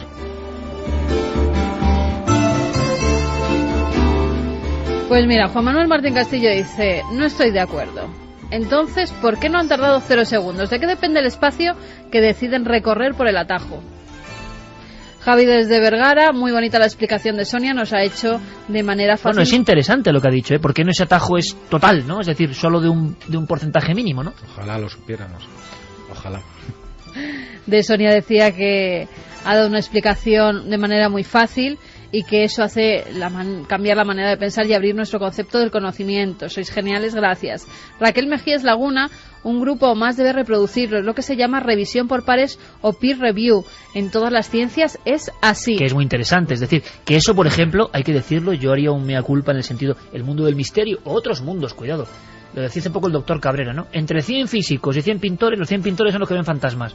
Hombre, que los que estamos en el arte y las letras somos un poco, y nadie nos comprueba casi nada, hay que ser muy coherentes, y yo creo que una cosa que hay que aprender de la ciencia, de los científicos muy valientes y vanguardistas, es que, claro, todo lo que afirman tiene que ser comprobado por otros. Eso no está mal. Estamos en ese momento. Manuel Jesús García Román dice: nos preguntamos si los visitantes de dormitorio, los ovnis, las sombras extrañas o incluso los extraterrestres podrían ser viajeros en el tiempo que vienen de un futuro lejano. Yo fíjate, yo en este aspecto, les lo decía ayer a Javier Sierra, porque son preguntas muy... Y yo, desde el punto de vista, repito, de lo poético, de la intuición, me he imaginado tantas cosas que he visto, no que he visto yo directamente, pero en, vamos a llamarlo, señales, cosas, casos, testigos, lo que te cuentan testigos, y tú dices, no es que sea esta la naturaleza, pero encajaría perfectamente como un guante con algunas de las cosas que estamos viendo. Bueno, esa idea del universo paralelo al que viajarías si fueses al pasado, bueno, pues podría tener hasta cierto paralelismo con esta idea de los fantasmas, o que retrocedieras a tu universo, pero por alguna ley de la física que todavía no hemos descubierto, no puedas... Espera, termino. No pudieras interactuar, es decir, no puedes tocar nada, no puedes mover nada. Es que eso es tremendo, ¿eh? Claro, como en un espejo. No sabemos. Perdona que te corrija ligeramente. No es que viajaras al universo paralelo, sino que al viajar al pasado y tocar algo, sigues avanzando por otra, haces una rama nueva de ese mismo universo y lo conviertes en un universo paralelo. O sea, ¿entiendes? El universo paralelo lo creas tú con tu modificación. Si tú viajas al pasado y cambias algo. O sea, si tú viajas al pasado y matas a una mariposa, que resulta que es la primera mariposa, creas un universo sin mariposas. Donde no hay mariposas. Y lo creas tú en ese momento. Y a partir de ese momento, el universo sigue avanzando, pero sin mariposas. Bueno, esto nos acerca mucho a las ideas orientales del mundo como ilusión, ¿no? Como ilusión del testigo que está en el universo. Hay un relato precioso de la ciencia ficción que habla del origen de la humanidad de esta manera, cíclica, que es que se descubre una máquina del tiempo, se hace un viaje en el tiempo y va una parejita al viaje del tiempo y resulta que van a los tiempos primordiales de tal, y resulta que la máquina se les rompe y se quedan ahí y se dan cuenta, ellos iban a buscar a los primeros humanos y al final se acaban dando cuenta de que los primeros humanos eran ellos. ¿Sabes, Iker, de qué me he acordado mucho en las últimas horas? De una historia que estuve siguiendo con mucho interés y bastante escepticismo, tengo que reconocerlo, en 2001, que fue algo que conmocionó... 2001 el año, la película, que también... 2001 el año, y que conmocionó a Internet por aquel entonces, que es la historia de un personaje que apareció que se hacía llamar... ¿Cómo se llamaba ese John tipo? Titor. John Titor, es verdad. verdad. Uno de tus amigos. El viajero en el tiempo, sí. Espérate, que cuidado con el amigo.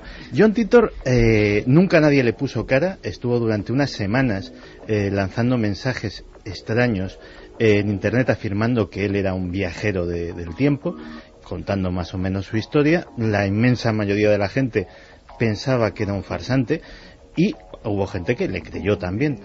Pero fíjate que me acordaba de un detalle curiosísimo. En todos aquellos mensajes él dejó uno que decía: los principios que nos llevaron a descubrir el viaje en el tiempo se originaron en el CERN. Es que hay una gran pregunta, antes de seguir escuchando a nuestros amigos y amigas en Milenio 3 y en el muro de Facebook y Twitter, siempre, ya sabéis, tengo que advertirlo muchas veces, la nave del misterio lo lleva Guillermo León, es nuestra única... Sí, que no tenemos ni Facebook oficial, ni Twitter personal ni nada de eso. La nave del misterio en Facebook y en Twitter. Gracias por todas las preguntas y por toda la implicación.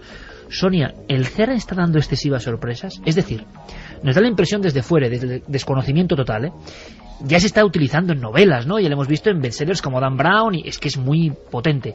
Que si la antimateria, que si el bosón de Higgs, ahora esto, es decir, da la impresión de que es una enorme bomba de relojería en el buen sentido y que está aportando realmente tantas cosas que incluso algunas va a ser difícil que se asuman, que va a pasar tiempo hasta que las podamos asumir. ¿Es una eterna y gran caja de Pandora?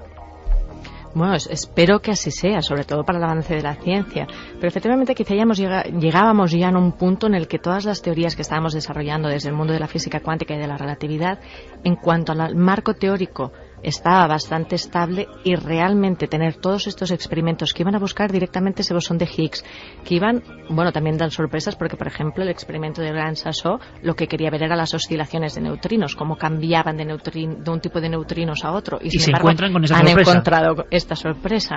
Pero es fantástico porque estamos llegando a ir a estudiar unos casos que antes no teníamos estas herramientas para poder observarlos, no teníamos estas precisiones de medidas como las que han tenido ahora en el CERN y este proyecto del Gran Sasso, el proyecto Ópera.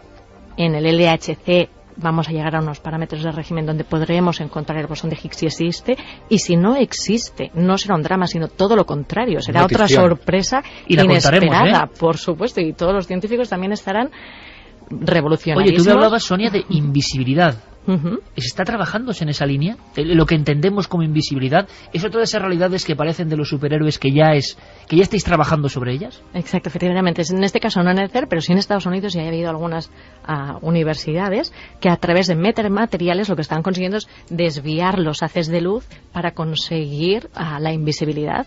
De momento todavía en cosas muy pequeñitas, no estamos consiguiendo la capa de Harry Potter, pero bueno, todo se andará. Pero casi, Sonia. Qué peligro, Sonia, tienes. ¿Cómo suena escuchar esto de una científica de este nivel? Se está trabajando con la invisibilidad, y en este momento, esto es para mitómanos, porque esto iba de fondo a Carl Sagan, lo pone Noel Calero, Vangelis, año 76. Anubis nos dice: si matas a tu abuelo y no naces, no lo puedes matar por no haber nacido, así que no lo matas y por tanto naces. Por tanto, si naces lo matas, y al matarlo no naces. Es la pescadilla que se muerde la cola, ¿no? Gracias por el tema. Mi adolescente hija me dio la noticia, vino alarmada y emocionada. Su primera pregunta fue: ¿qué pasará con la relatividad? Segunda: ¿se abrirán puertas en el tiempo pasando de atrás adelante? Ahora os está escuchando por primera vez, la he avisado ya que para ella es muy tarde. Tenéis una nueva oyente. Que repitamos el libro de Olga, que se lo quiere regalar. De Sonia, cursa ahora lo cursa segundo de la ESO. Pues le va a encantar, Javier. solamente contar y compartir una cita que yo tengo muy presente siempre, que es de Julio Verne y que viene muy a cuento de lo que acababa de contarnos Sonia, y es que cualquier cosa que un hombre imagine, otro será capaz de llevarlo a cabo. Y no solo eso, sino que lo estamos viendo en la voz de una científica. El hombre, esta especie tan prodigiosa, tan increíble, ha logrado, en su humildad, también hay que decirlo, a veces no. Por eso yo no entiendo lo de los dogmas, ¿no? La gente que va de dogmática por la vida es que no puedo entenderla. Pero ese hombre, en mitad de la noche cósmica, esa especie, ese hombre solitario, hay que imaginarlo en la tormenta, enterrando los suyos, viendo el miedo al entorno en el que le ha tocado vivir la realidad. Ese hombre ha logrado los instrumentos, la tecnología y la inteligencia para asomarse a este abismo que estamos contando hoy. No ha sido legado por extraterrestres, no ha llegado por un milagro. El propio hombre. Claro, entonces habría que preguntarse por ese salto prodigioso. Será otro motivo y otro debate de la mente humana, que es incomprensible. Y siendo poeta de nuevo, que eso es lo bueno de decir que uno es poeta, que puede decir lo que quiere, recuerda o no a tantos y tantos Daniken, Colosimo y demás, que hablaban de viajeros en el tiempo, que nos pusieron el chip de alguna forma, y que por eso dimos ese salto que nos hace tan diferentes a todo el entorno. Pero esto será harina de otro costal. José Manuel. No, esto que dices me recuerda a la foto que te envié el otro día, en el que se veía una red, maravillosa, una red neuronal y el universo, y eran prácticamente idénticas. Era increíble. Es decir, en el cerebro, increíble, el universo se contiene a sí mismo. Es impresionante. O el universo es un gran cerebro. Esas fotos las tienes que sacar en la tele porque las tienes que ver. Las vamos a sacar. Bueno, Alex, lo que te quería decir, perdón. Nada, no, lo que te quería decir, que esto ha sido, es lo que decías antes del CERN y que la caja de Pandora. Bueno, el CERN ha sido construido para dar sorpresas. Entonces yo lo comparo no a un tal, sino a un chiste. Tú sabes el chiste de este señor que había perdido la cartera de noche y que la estaba buscando como un loco dando vueltas alrededor de una farola, nada más. Y entonces se le acerca a otro señor y le dice, pero bueno, hombre, sí, ¿por qué está usted mirando? Dice, porque es el único sitio, solamente ahí, dice, porque es el único sitio donde hay luz. Bien, pues el CERN lo que ha hecho ha sido ampliar ese círculo de luz y podemos buscar en muchísimos más sitios que hasta hace nada no podíamos. Pero ¿por qué no se parece en nada hablar contigo o con Sonia, siendo quien es Sonia? La actitud ante las cosas, de lo que nos encontramos en otras ocasiones, una cerrazón, un dogma de muchos que es el dogma leído, porque ni han experimentado, ni saben. Y sin embargo lo tienen tan sabido del libro que claro, como le rompan el libro, como algo le rompa el libro, vaya disgusto. Y eso pasa en todos los ámbitos de la ciencia y de la no ciencia, cuidado, en la historia y en todo. No creo que sea la actitud dominante, porque ojalá, uno se convierte en científico porque tiene una inquietud intelectual y una curiosidad. Eso es otro debate, y lo haremos. Y que igual que también hay muchos periodistas, hombre, que no por son supuesto, poetas, con lo cual... Y hay muchos historiadores que es lo mismo. Pero vamos a ver, si algo estamos aprendiendo es que la cuadrícula mental, para decir que esto no es... En el mismo mensaje de nuestros amigos, los oyentes, con toda la naturalidad, decían, es que esto no es... Y ya argumentaba el no. Yo desde luego me siento mucho más cómodo en la duda permanente y más viendo lo que está ocurriendo. Mira, Alex nos recomienda un documental, El mayor error de Einstein. Precisamente habla de que la teoría de la relatividad está equivocada. No sé si lo habéis visto alguno. Sí, pero no habla de que está equivocada. Es que Einstein se encontró, si ese documental habla de esa famosa frase de Einstein de que Dios no juega a los dados, y Einstein pronunció esta frase cuando se refería a la mecánica cuántica, porque en el universo de Einstein todo funciona como un reloj.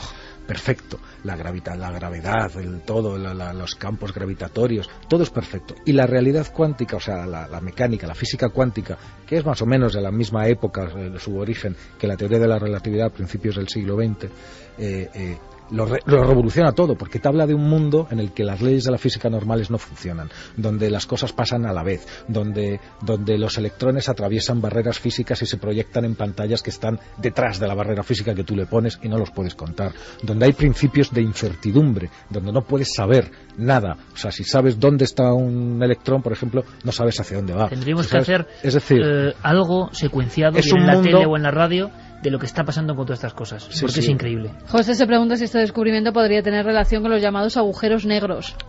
Otro de los temas, ¿verdad?, para experimentar, los buscar de gusano, y bucear. según Hawking. Los agujeros de gusano podrían ser túneles que conectan, pero eso es una especulación todavía, ¿no? Groucho dice que precaución con estas noticias de la superación de la velocidad de la luz. Recordad que hace años, cuando se difundió en los telediarios el éxito experimental de la fusión fría por parte de otro italiano. ¿Crees, Sonia, que puede haber mañana, pasado, un bombazo en plan había un gran error? Cabe la posibilidad. De hecho, por eso los científicos y los mismos científicos que presentaban estos resultados aclamaban a la prudencia y a la necesidad de que la comunidad científica les ayudase o a encontrar el error o a hacer la teoría que debería incluir esta anomalía. Es cierto, Sonia, que esos llamados neutrinos, protagonistas de esta historia, que casi no tienen masa pero la tienen, y que atraviesan el universo, nos atraviesan en estos momentos a nosotros mismos también, claro. Efectivamente, ahora mismo nos están atravesando miles de billones de neutrinos por segundo. Es decir, fíjate, si ahora te miras el dedo, tu pulgar, ahora mismo decenas de billones de neutrinos están pasando cada segundo. Procedentes del Sol. Procedentes del Sol y de hecho incluso procedentes de nosotros. Es curioso porque esto no se dice mucho, pero mira, nuestro cuerpo tiene unos 20 miligramos de potasio 40, que tiene el decaimiento beta.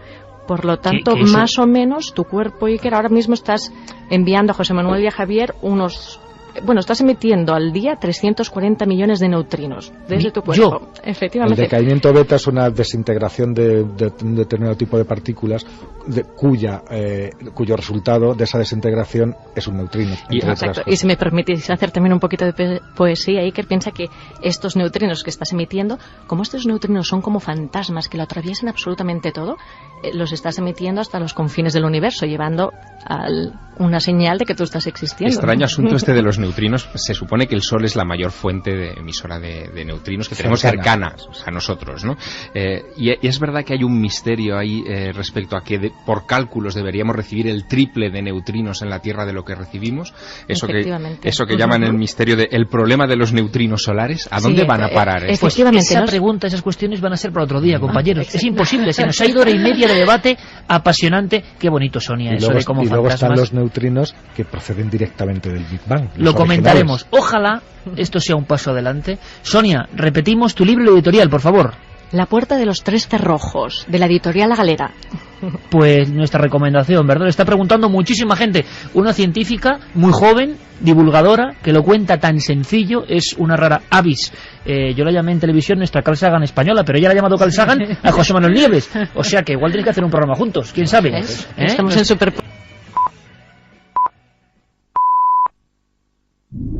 No todo es lo que parece. Milenio 3, Cadena Ser, Iker Jiménez.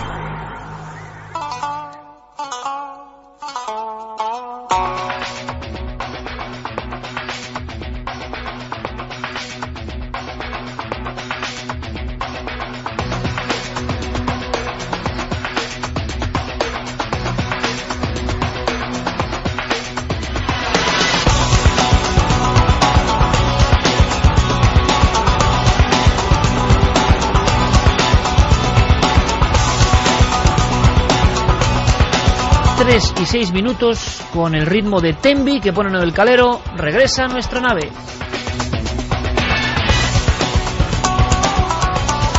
Y yo tenía la impresión de que era un programa importante. Ojalá hayamos sembrado esa inquietud. Yo creo que es una noticia clave y que da para mucho, y que las preguntas casi filosóficas surgen, y que esto sí que es misterioso de verdad.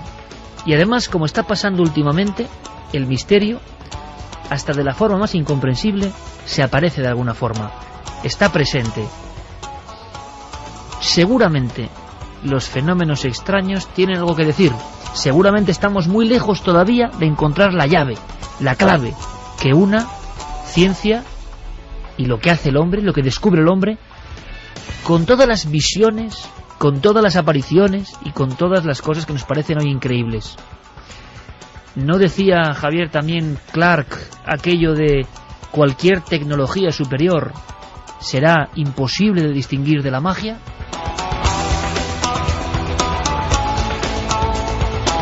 Ahora uno se pregunta a ver si los viejos maestros descatalogados o considerados obsoletos por tantos que se regían por una serie de normas que los invalidaban, resulta que pueden tener algo de razón.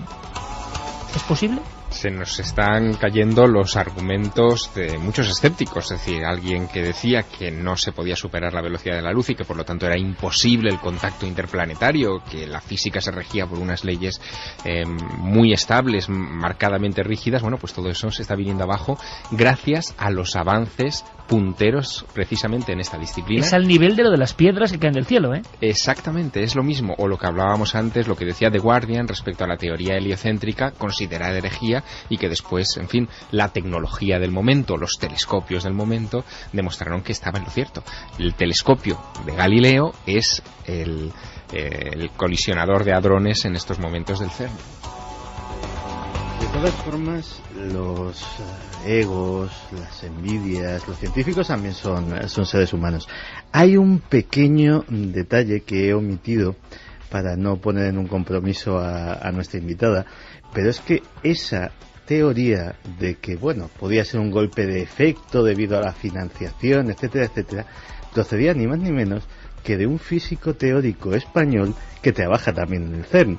Es decir, incluso dentro de la misma institución, pues puede haber también sus roces y sus historias. Había un día, Santi, se me ocurrió decir al final de Cuarto Milenio, cuando cuento ya las cosas que me cruzan por la cabeza, por entre las neuronas, y las suelto así, lo de las mafias de la ciencia, y porque, como las mafias del periodismo, las mafias de los historiadores, las mafias de los artistas, las mafias de todo, existen.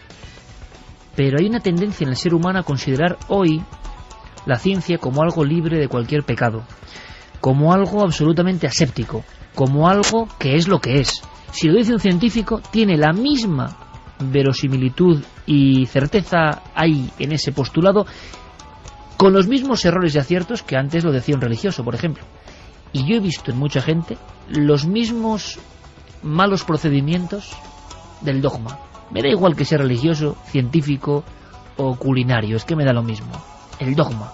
Esta es la verdad y lo que no está dentro de este cuadrículo no pertenece al ámbito de la verdad y por lo tanto lo ataco y lo descarto. Esas actitudes ante lo que está pasando en el universo. Si alguien es consciente de que no sabemos cómo empezó la vida en el universo, que no se ha vuelto a hacer vida de la nada como ocurrió, que no sabemos realmente en la concepción humana una serie de cosas que ocurren en cada una de las vidas y que los científicos ahora andan preguntándose, que no sabemos si en las estrellas hay, no hay, hubo, no hubo otras civilizaciones, que apenas sabemos incluso cosas del ámbito de nuestro propio planeta y por qué están elegidos en mitad de miles de millones de planetas.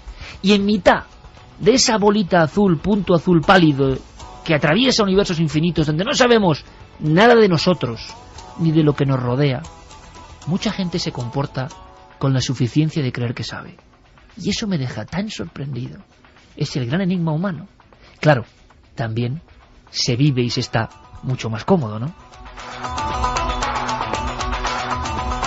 Encuestas. Y ahora viene Javier con la caja de Pandora, la otra, la de papel viejo, lleno de documentos, lleno de historias que ya están desplegándose. Y luego Santi Camacho, con una conspiración, que esta puede también encender ascuas, me parece. Es más una noticia, pero vamos. Bueno, pero puede dar mucho que hablar en fechas próximas. Exactamente, pero caramba, una noticia de esas que solo controla nuestro compañero Santi. Encuesta. Vamos con esas encuestas. Pueden seguir votando en ikerjimenez.com. Hoy hemos puesto la pregunta de ¿se ha abierto la puerta a los viajes en el tiempo? 57,3% sí, no 42,7%. Sigue estando muy igualado, pero ganando el sí. Y elige el tema del misterio del año 2011. Pues va ganando por muy poquito el cometa Elenin, 26,8. Le sigue tormentas solares, 26,5. Extraños sonidos de la Tierra, 24,7. Y Wikileaks, con un 22%. Bueno, pues al final del programa, en la última tanda, queda poco tiempo ya para votar el tema del año. Menos de una hora. Elegiremos el tema único. Sí. El tema del año. Claro, desde luego este hallazgo del CERN, si es así, se comprueba que es así, sería el tema del año y del siglo. Pero del 2011, de momento Lenin. Y hablando de cuestiones cósmicas, seguimos indagando en la historia, en la biografía de grandes investigadores. Javier ha tenido acceso, lo repito, a un material digno de un dossier de alto secreto. Lo llamamos también entre nosotros la caja de Pandora, porque hay cosas que surgen así, como neutrinos, estallando, inesperadas, que nos emocionan, que son increíbles. Trozos de papel, fotografías, documentos, direcciones, expedientes médicos, croquis, un tesoro que además es que Javier tiene en eso mucha suerte, porque él se baja a cierto sitio que no hay decir dónde está, lo consulta, lo ve, indaga, selecciona, y nosotros simplemente, como ahora, ¿qué podemos hacer? Escuchar. Esta es una noche muy especial porque hace exactamente 10 años fallecía en La Garriga, cerca de San Feliu de Codines, el pueblo en el que vivió durante 3 décadas, Antonio Rivera. Antonio Rivera, autor de muchísimos libros sobre el fenómeno OVNI, uno de los mayores divulgadores de lo enigmático, de lo misterioso, no solamente sobre el espacio profundo, sino también sobre el fondo de los océanos, se nos fue y nos dejó un legado muy sorprendente. Un legado en forma de escritos, de correspondencia, pero también de voz. El propio Antonio se nos presentaba así hace poco tiempo. Yo me presento con 50 obras a la espalda y 20 de ellas dedicadas al fenómeno OVNI y toda una vida de dedicación, 30 años. O sea que, en fin, yo creo que esos son más o menos lo que podríamos decir mis credenciales. Sus credenciales incluyeron una expedición, la primera del siglo XX española, a la isla de Pascua, donde no solamente inventarió todos los moais que había en la superficie de la isla, sino que buceó en todo el perímetro costero tratando de encontrar restos de esas misteriosas estatuas sumergidos, y los halló. Trató de reconstruir la misteriosa historia de los hombres pájaro que en un momento determinado poblaron aquella isla y que él terminó vinculando extrañamente con la cultura egipcia. De hecho, muchos de sus escritos y de su correspondencia con Thor Heyerdahl, con Jacques Cousteau y con otros grandes de la época habla de este tipo de cuestiones, correspondencia que yo he podido consultar y leer. Y se encontró, Javier, fenómenos extraños en la isla también. Y se encontró fenómenos extraños de los que un día hablaremos, porque además existe la documentación sonora de los relatos de esas visitas extrañas en la isla de Pascua. Pero hay más, porque la verdadera obsesión de Antonio Rivera, sin lugar a dudas, fueron los ovnis. Él empezó, como cualquiera de nosotros, recogiendo las noticias que publicaba a principios de los años 50 la prensa española, con cuentagotas, poniéndolas todas en carpetas, relacionándolas entre sí y descubriendo que ahí había un gran misterio. Pero Antonio se cansó de coleccionar esos recortes y quiso dar un paso más allá. Yo he estado muchos años compilando lucecitas en el cielo y platillos volantes, tengo miles de ellos en mis archivos, y hace ya un cierto tiempo me di cuenta que esto no nos llevaba a ninguna parte. Es decir, esos montones de lucecitas y de platillos, pues sí, demuestran lo que ya dije, y he dicho siempre, que el fenómeno existe, es real, pero en cuanto a lo que hay detrás del fenómeno, a lo que lo motiva, pues nada, no nos dice absolutamente nada. Entonces me he concentrado hace un tiempo ya en un aspecto muy particular del fenómeno, que son los aterrizajes. Tenemos como unos 3.500 casos de aterrizaje en nuestros catálogos mundiales, y en un aspecto muy particular relacionado con los aterrizajes, que son las abducciones. Ahí sí que yo creo que por ahí llegaremos a alguna parte, porque nos permite meternos de lleno en el corazón mismo del fenómeno. Como digo en mi libro, entramos sin pagar entrada, o entramos de matute en un ovni a través de los ojos del testigo que ha estado allí. Para Antonio Rivera, para aquella persona que empezó en los años 50 recogiendo esas noticias de platillos volantes, le resultó muy desconcertante que de repente empezaran a surgir casos y más casos en los que ya no eran los objetos lo interesante, sino que esos objetos estaban tripulados. La oleada francesa de 1954, que arrojó cientos de sucesos en los que esos objetos tomaban tierra y eran vistos a su alrededor extraños humanoides de todas las características, le puso sobre la pista de lo que podía estar detrás del fenómeno. Se hizo muy amigo de Aimé Michel, un filósofo, escritor, pero a la vez tenaz investigador de estas cuestiones, y llegaron ellos dos a conclusiones sorprendentes. Por ejemplo, que muchos de los casos de la oleada francesa del 54, colocados sobre un mapa de Francia y de España, desarrollaban auténticas aerovías, lo que ellos llamaron ortotenias. Se podían trazar esas rutas de los ovnis. Una vez hicieron público ese descubrimiento, y esta es la grandeza y lo irritante del fenómeno ovni, aquellas ortotenias desaparecieron, dejaron de funcionar. Los ovnis ya no se comportaban en vuelos rectilíneos, pero seguían aterrizando, seguían dejando huellas y seguían dejando que sus misteriosos ocupantes fueran vistos por los atónitos testigos. Ese fenómeno recibió pronto un nombre: humanoide, y así nos lo contaba Antonio. Bueno, los humanoides es un término que hemos acuñado los investigadores para describir a los supuestos ocupantes de los ovnis cuando estos están posados en el suelo, evidentemente. Es decir, se aplica a los casos de aterrizaje. Entonces, como estos seres parece que tienen una conformación más o menos humana, 2 brazos, 2 piernas, cabeza, tronco, pues se les ha aplicado el término humanoide porque es una forma bastante gráfica de describir. Visitantes de otros mundos con aspecto humano, esto era realmente desconcertante. Visitantes de otros mundos con aspecto, en muchos casos, de niños, era todavía más desconcertante. Pero, ¿desde cuándo se estaban viendo esos humanoides? El primer caso conocido de humanoides es del mes de agosto de 1947 y tuvo lugar en las montañas de Carnia, en Italia. Un pintor llamado Ioannis estaba haciendo montañismo, estaba haciendo escalada, y se encontró con un disco posado en el suelo, un clásico disco volante, y a su lado había 2 pequeños seres humanoides con un traje azul. 14 de agosto de 1947, Villa Santina, Friuli, en las montañas que nos estaba contando Antonio Rivera. Rapuzzi Luigi Ioannis, el nombre de ese escalador, un profesor de geología que de repente distingue en una depresión del terreno un disco rojo que ha tomado tierra. Él se asoma entre unos matorrales, desconcertado, y ve que hay 2 figuras vestidas con una ropa azulada muy ajustada, con un cinturón de color rojo, que lo miran. Él les hace unas señas con el piolet, levanta el piolet, y una de esas criaturas se toca el cinturón, sale una especie de nube de ese cinturón, el piolet sale por los aires, llega hasta donde están esos 2 niños, uno de ellos lo recoge, y en ese instante ellos se introducen dentro de ese objeto y desaparecen en el aire ante la atónita mirada de ese escalador. 2 niños que fueron dibujados minuciosamente. Ahora Javier tiene en una pantalla el dibujo de la cara de uno de esos niños aparecidos ante Ioannis, un caso clásico de la ufología mundial, y te lo juro que al ver de frente esa especie de óculos o de ojos remarcados por una especie de borde, un casco o gorro y la boca muy pequeña y arqueada hacia abajo, he sentido el mismo terror, el mismo que cuando vi ese dibujo por vez primera siendo un niño. Tienen algo, es algo muy fuerte lo que tienen esos dibujos, esos croquis, quizá el miedo reflejado de los testigos que vieron algo imposible. Claro, después de lo que hemos hablado, casi uno puede decir, ¿temponautas? ¿Quién sabe? Tienen el aspecto de lo que seríamos, según algunos antropólogos, nosotros dentro de muchos miles de años.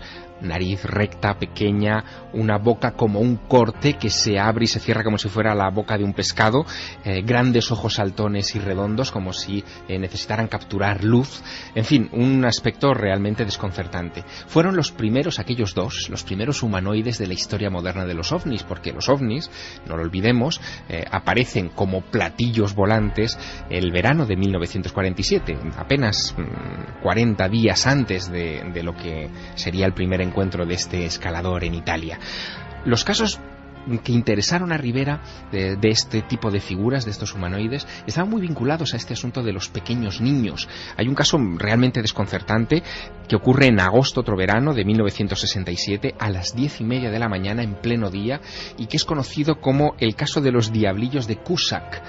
Cusack es un pueblecito a 1400 metros de altura en el macizo central francés, donde 2 pastores de 13 y de 9 años se encuentran cuidando un rebaño de vacas y de repente descubren que hay en el campo cercano unas figuras, hay 4 como niños también, que están jugueteando en torno a una esfera muy brillante, muy luminosa.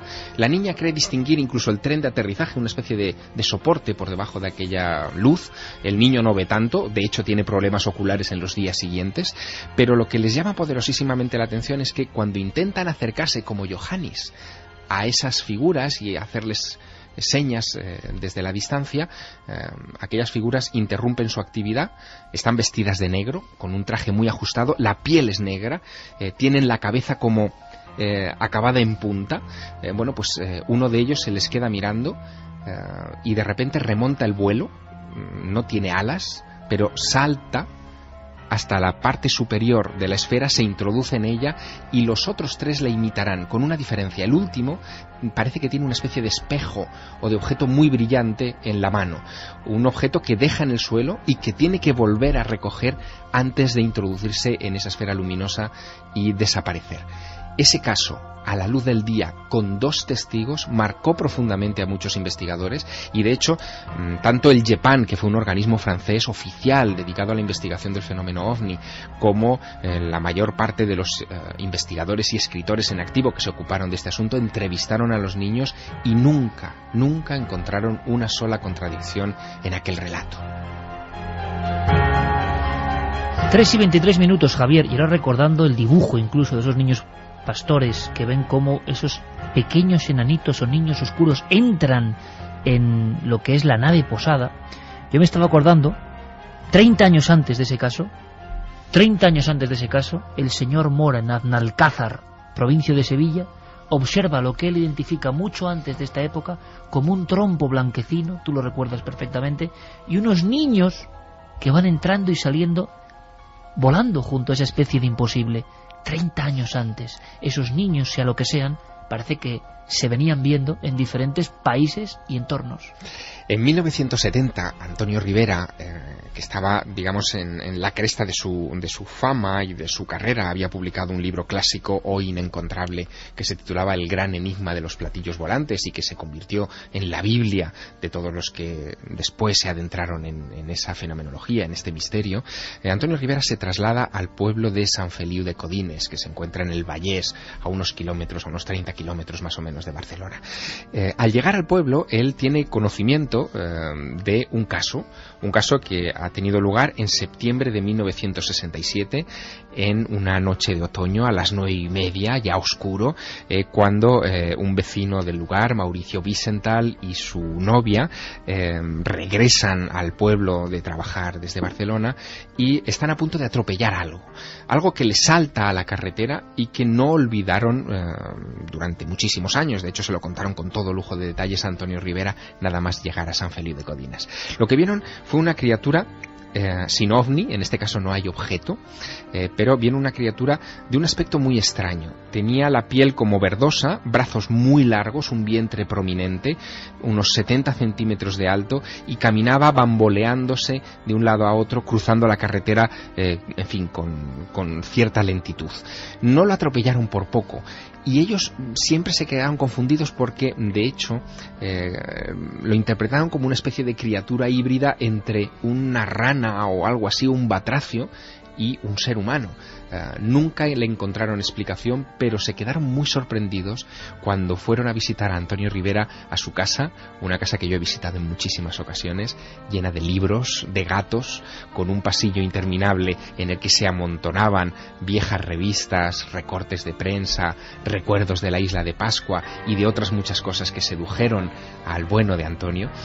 Y en esa casa, bajo un retrato de Antonio dibujado a mano encima de su viejo sofá, le contaron que aquella criatura les miró en un momento dado y que era idéntica a un dibujo que Antonio tenía en ese momento encima de su mesilla. Procedía de una exposición hecha en Canadá sobre ovnis y era un humanoide que había sido visto por unos niños en un pueblo francés, que para los testigos, para el señor Wiesenthal y su novia, resultó una revelación. Lo que ellos habían visto, lo habían visto otras personas en otras latitudes del planeta. ¿Qué era? Auténticas pinceladas de la historia, biografías, la caja de Pandora de Javier Sierra, emocionante yo creo, y que muchos jóvenes reconozcan a los pioneros, los maestros. Vamos a conocer a muchos investigadores españoles, si te parece, Javier. Estás haciendo documentales y a material único, exclusivo, y que yo creo que es como parte de la historia, de nuestra historia, de los que nos enamoraron en el sentido de querer la ufología y otros muchos misterios. Y yo me pregunto, hace 10 años que murió Antonio Rivera. Él hizo un libro que se llamó En el túnel del tiempo. Así es. ¿Y cómo le hubiese gustado a Antonio estar aquí hablando de que los científicos estaban casi con sus propias manos tocando esa posibilidad, hablando sin tapujos de viaje en el tiempo? ¿Cómo le hubiera gustado a Antonio, yo que también lo conocí, coger el periódico El Mundo y en toda la portada leer: un experimento impulsa el sueño de los viajes a través del tiempo? Porque en aquel libro de Planeta, colección documento, él hablaba de eso. ¿Serán los causantes de los misterios viajeros del tiempo? Amigo Iker, ¿Y si él estuviera leyendo esa portada?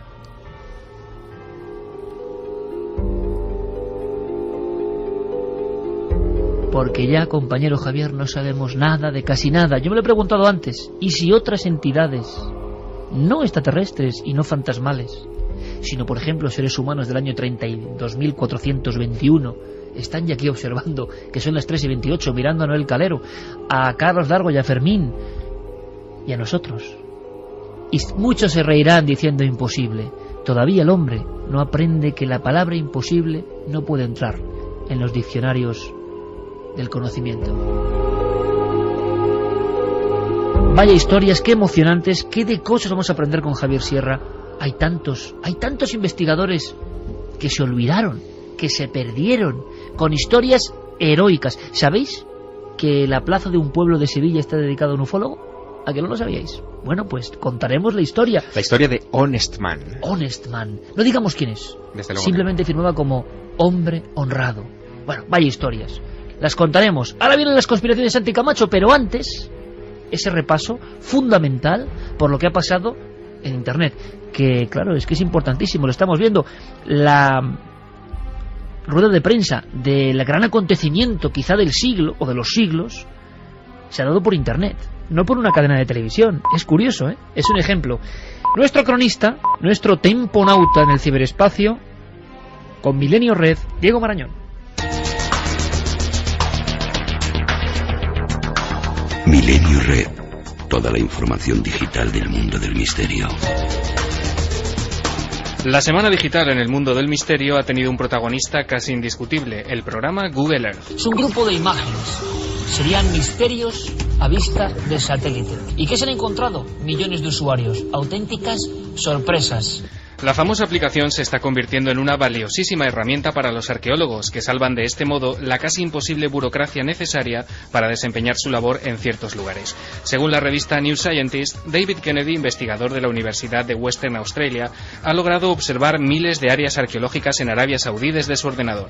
Se trata de complejas estructuras de piedra, en su gran mayoría de forma circular o lineal, que se extienden a lo largo de cientos de kilómetros. La red, imparable, las comparaba desde el primer momento con las eternas líneas de Nazca, descubiertas por primera vez en 1927.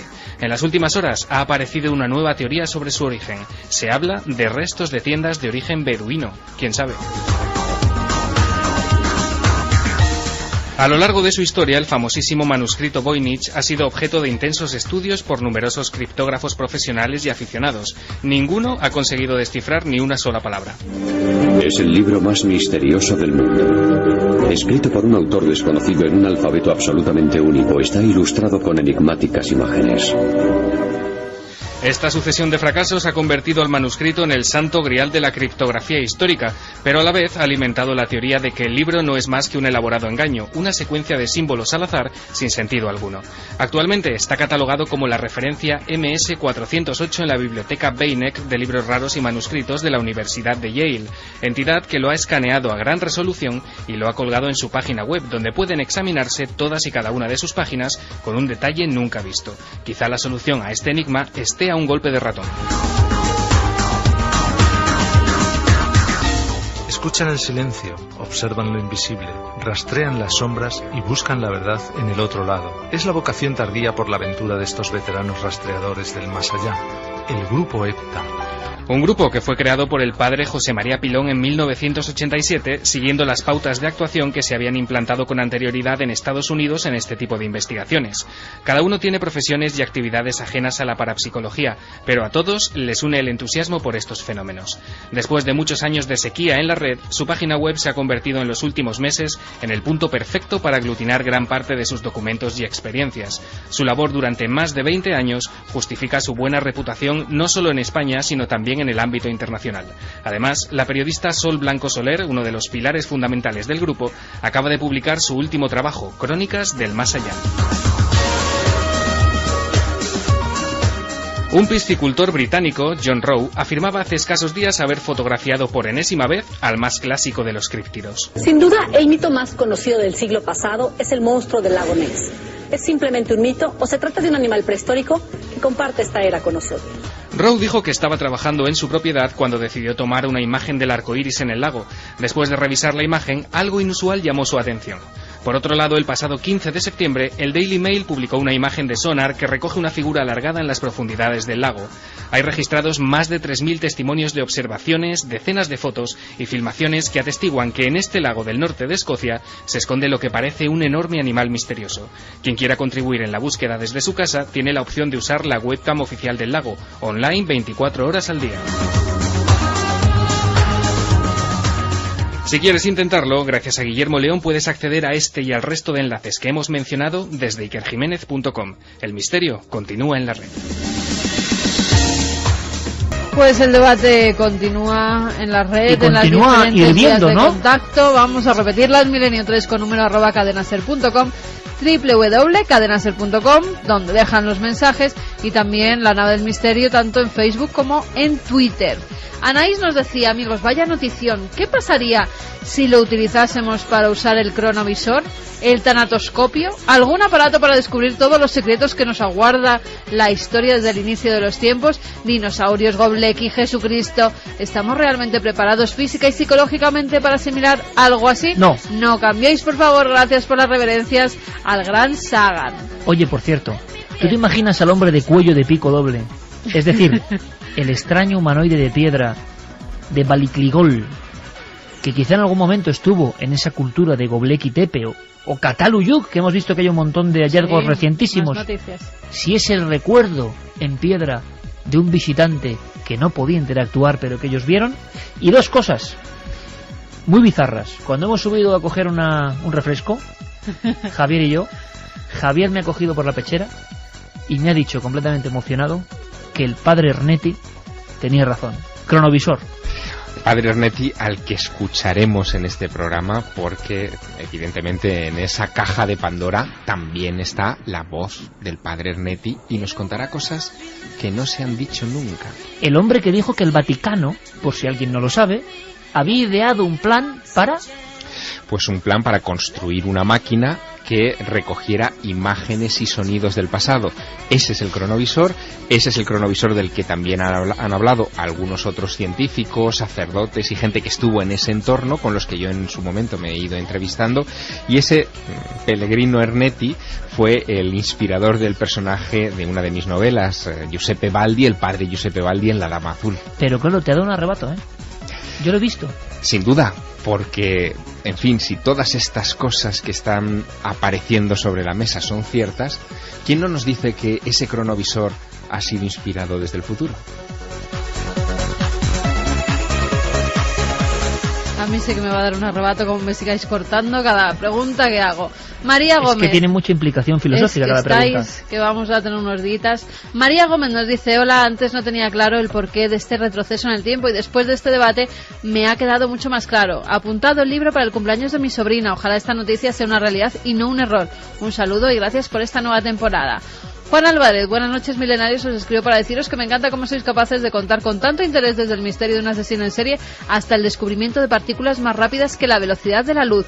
El universo os ha concedido el don de la palabra, yo sin embargo solo he encontrado una para vosotros. Gracias. Gracias a ti. Don de la palabra no creo, pero desde luego don de la curiosidad seguro. Pilar Fernández dice, ¿sería aplicable este descubrimiento para dar una oportunidad de estar prevenidos ante las catástrofes y desgracias que ya hemos vivido? Para que no nos pillen desprevenidos, sería el mejor de los sueños. César Regalado, las ondas de radio también viajan a la velocidad de la luz en el vacío. ¿Se imaginan un par de años adelante escuchando el programa de hoy? Hay una película, la de Frequency, que hace un análisis similar. Soy radioaficionado y hay cosas muy interesantes de las frecuencias bajas. Deberían hacer un programa al respecto. Pero es muy bonito que a raíz de lo que hemos contado, que yo mi gran preocupación era, yo tenía preparado otro programa y además hemos pedido disculpas al invitado, todo lo que estaba montado, que era muy interesante. Porque claro, nosotros somos periodistas, entonces si esto ocurre, hay que desmantelarlo todo para que tengáis toda la información según está pasando. Luego ya veremos lo que ocurre. Aunque se diga que es un error, lo que no es un error es lo que contaba Sonia, investigadora del CERN.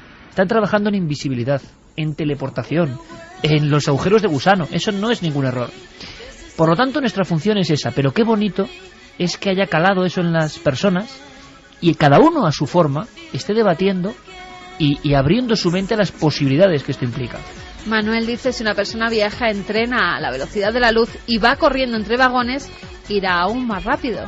Bueno, yo cuando empiezan con estos ejemplos no sé hacer ninguno. O sea, me recuerdan a la infancia de un tren sale de Zaragoza a otro de Logroño, y eso era cuadernillo rubio, absolutamente terrorífico. Vamos, luego seguimos con los mensajes. Vámonos a que suene un poco el piano. Que suene el piano de la conspiración. Hoy tengo que decir que en un gran centro comercial, en el Corte Inglés, lo voy a decir porque es que ha sido tremendo, han venido unos fans de Santiago Camacho, un jefe de departamento del área infantil. Bueno, lógico, me dejo mucho ahí. De verdad que era un fan de Santiago Camacho, como he visto pocos, ¿eh? Sí, pero lo que pasa es que quieren que vuelvan los amigos de Santiago volverán. Camacho. Como John Titor. Que cuando iba en el tren, que la gente le miraba raro, porque iba realmente muerto de la risa con esos amigos. Todo el mundo serio, medio dormitando, y él riéndose solo. La causa es Santiago Camacho, aunque esto no es de risa, ni mucho menos. Piano, Santiago Camacho, momento de la conspiración.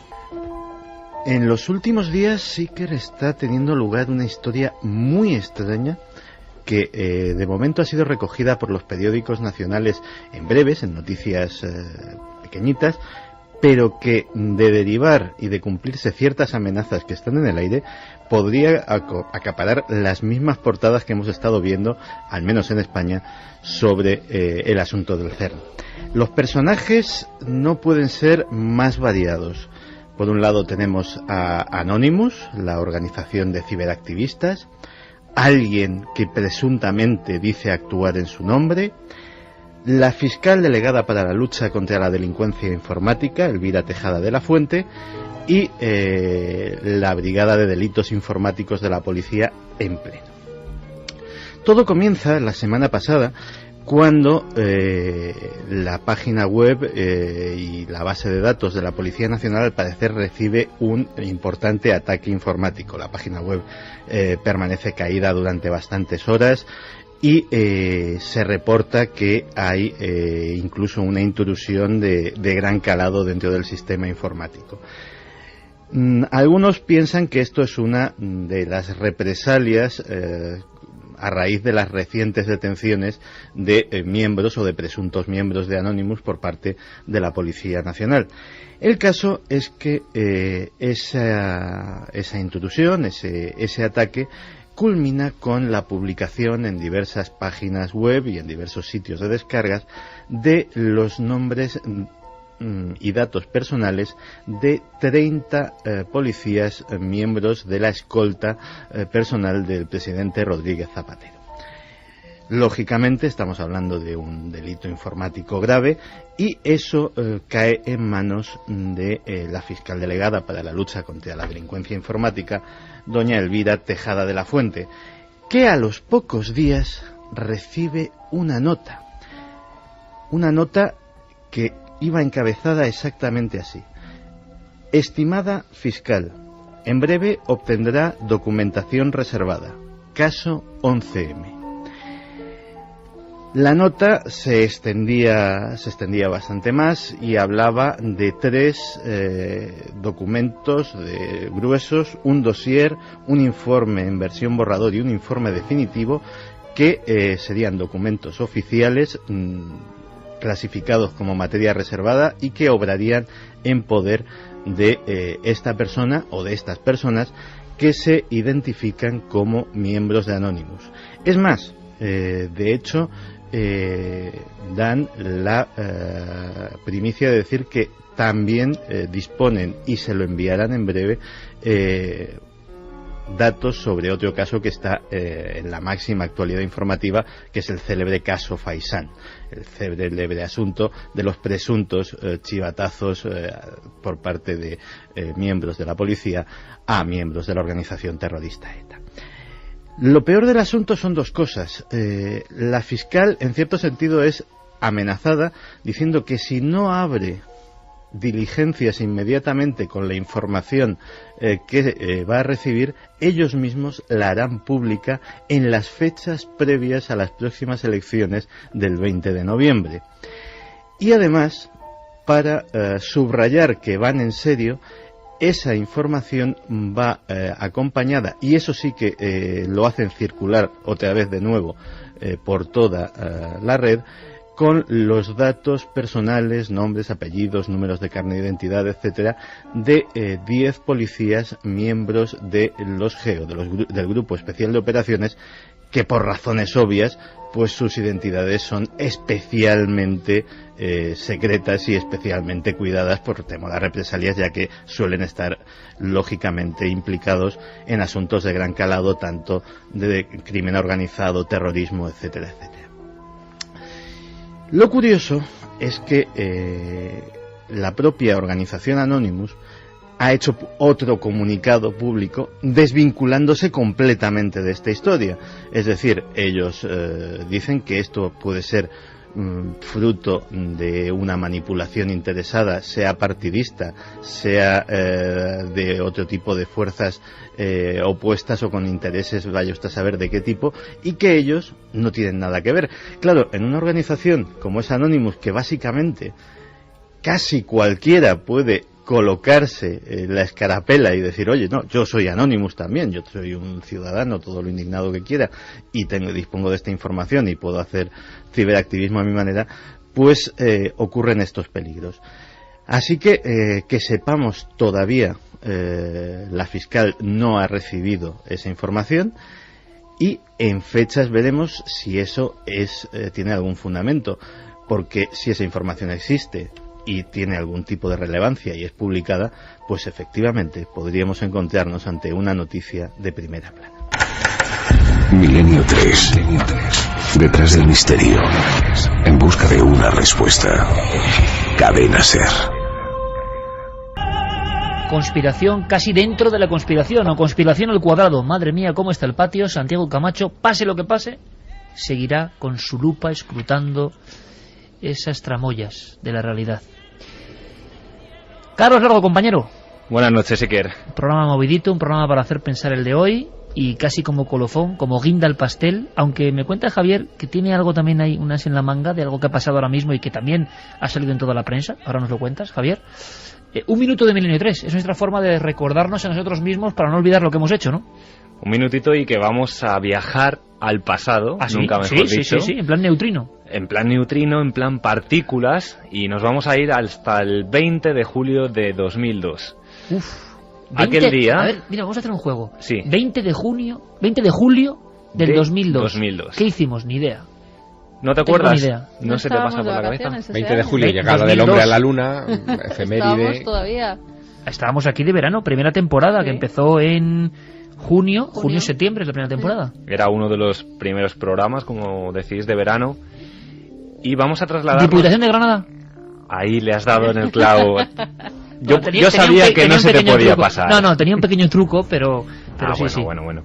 Pues nada, en este programa recordabais un poquito la historia que sucedía en este edificio de Granada.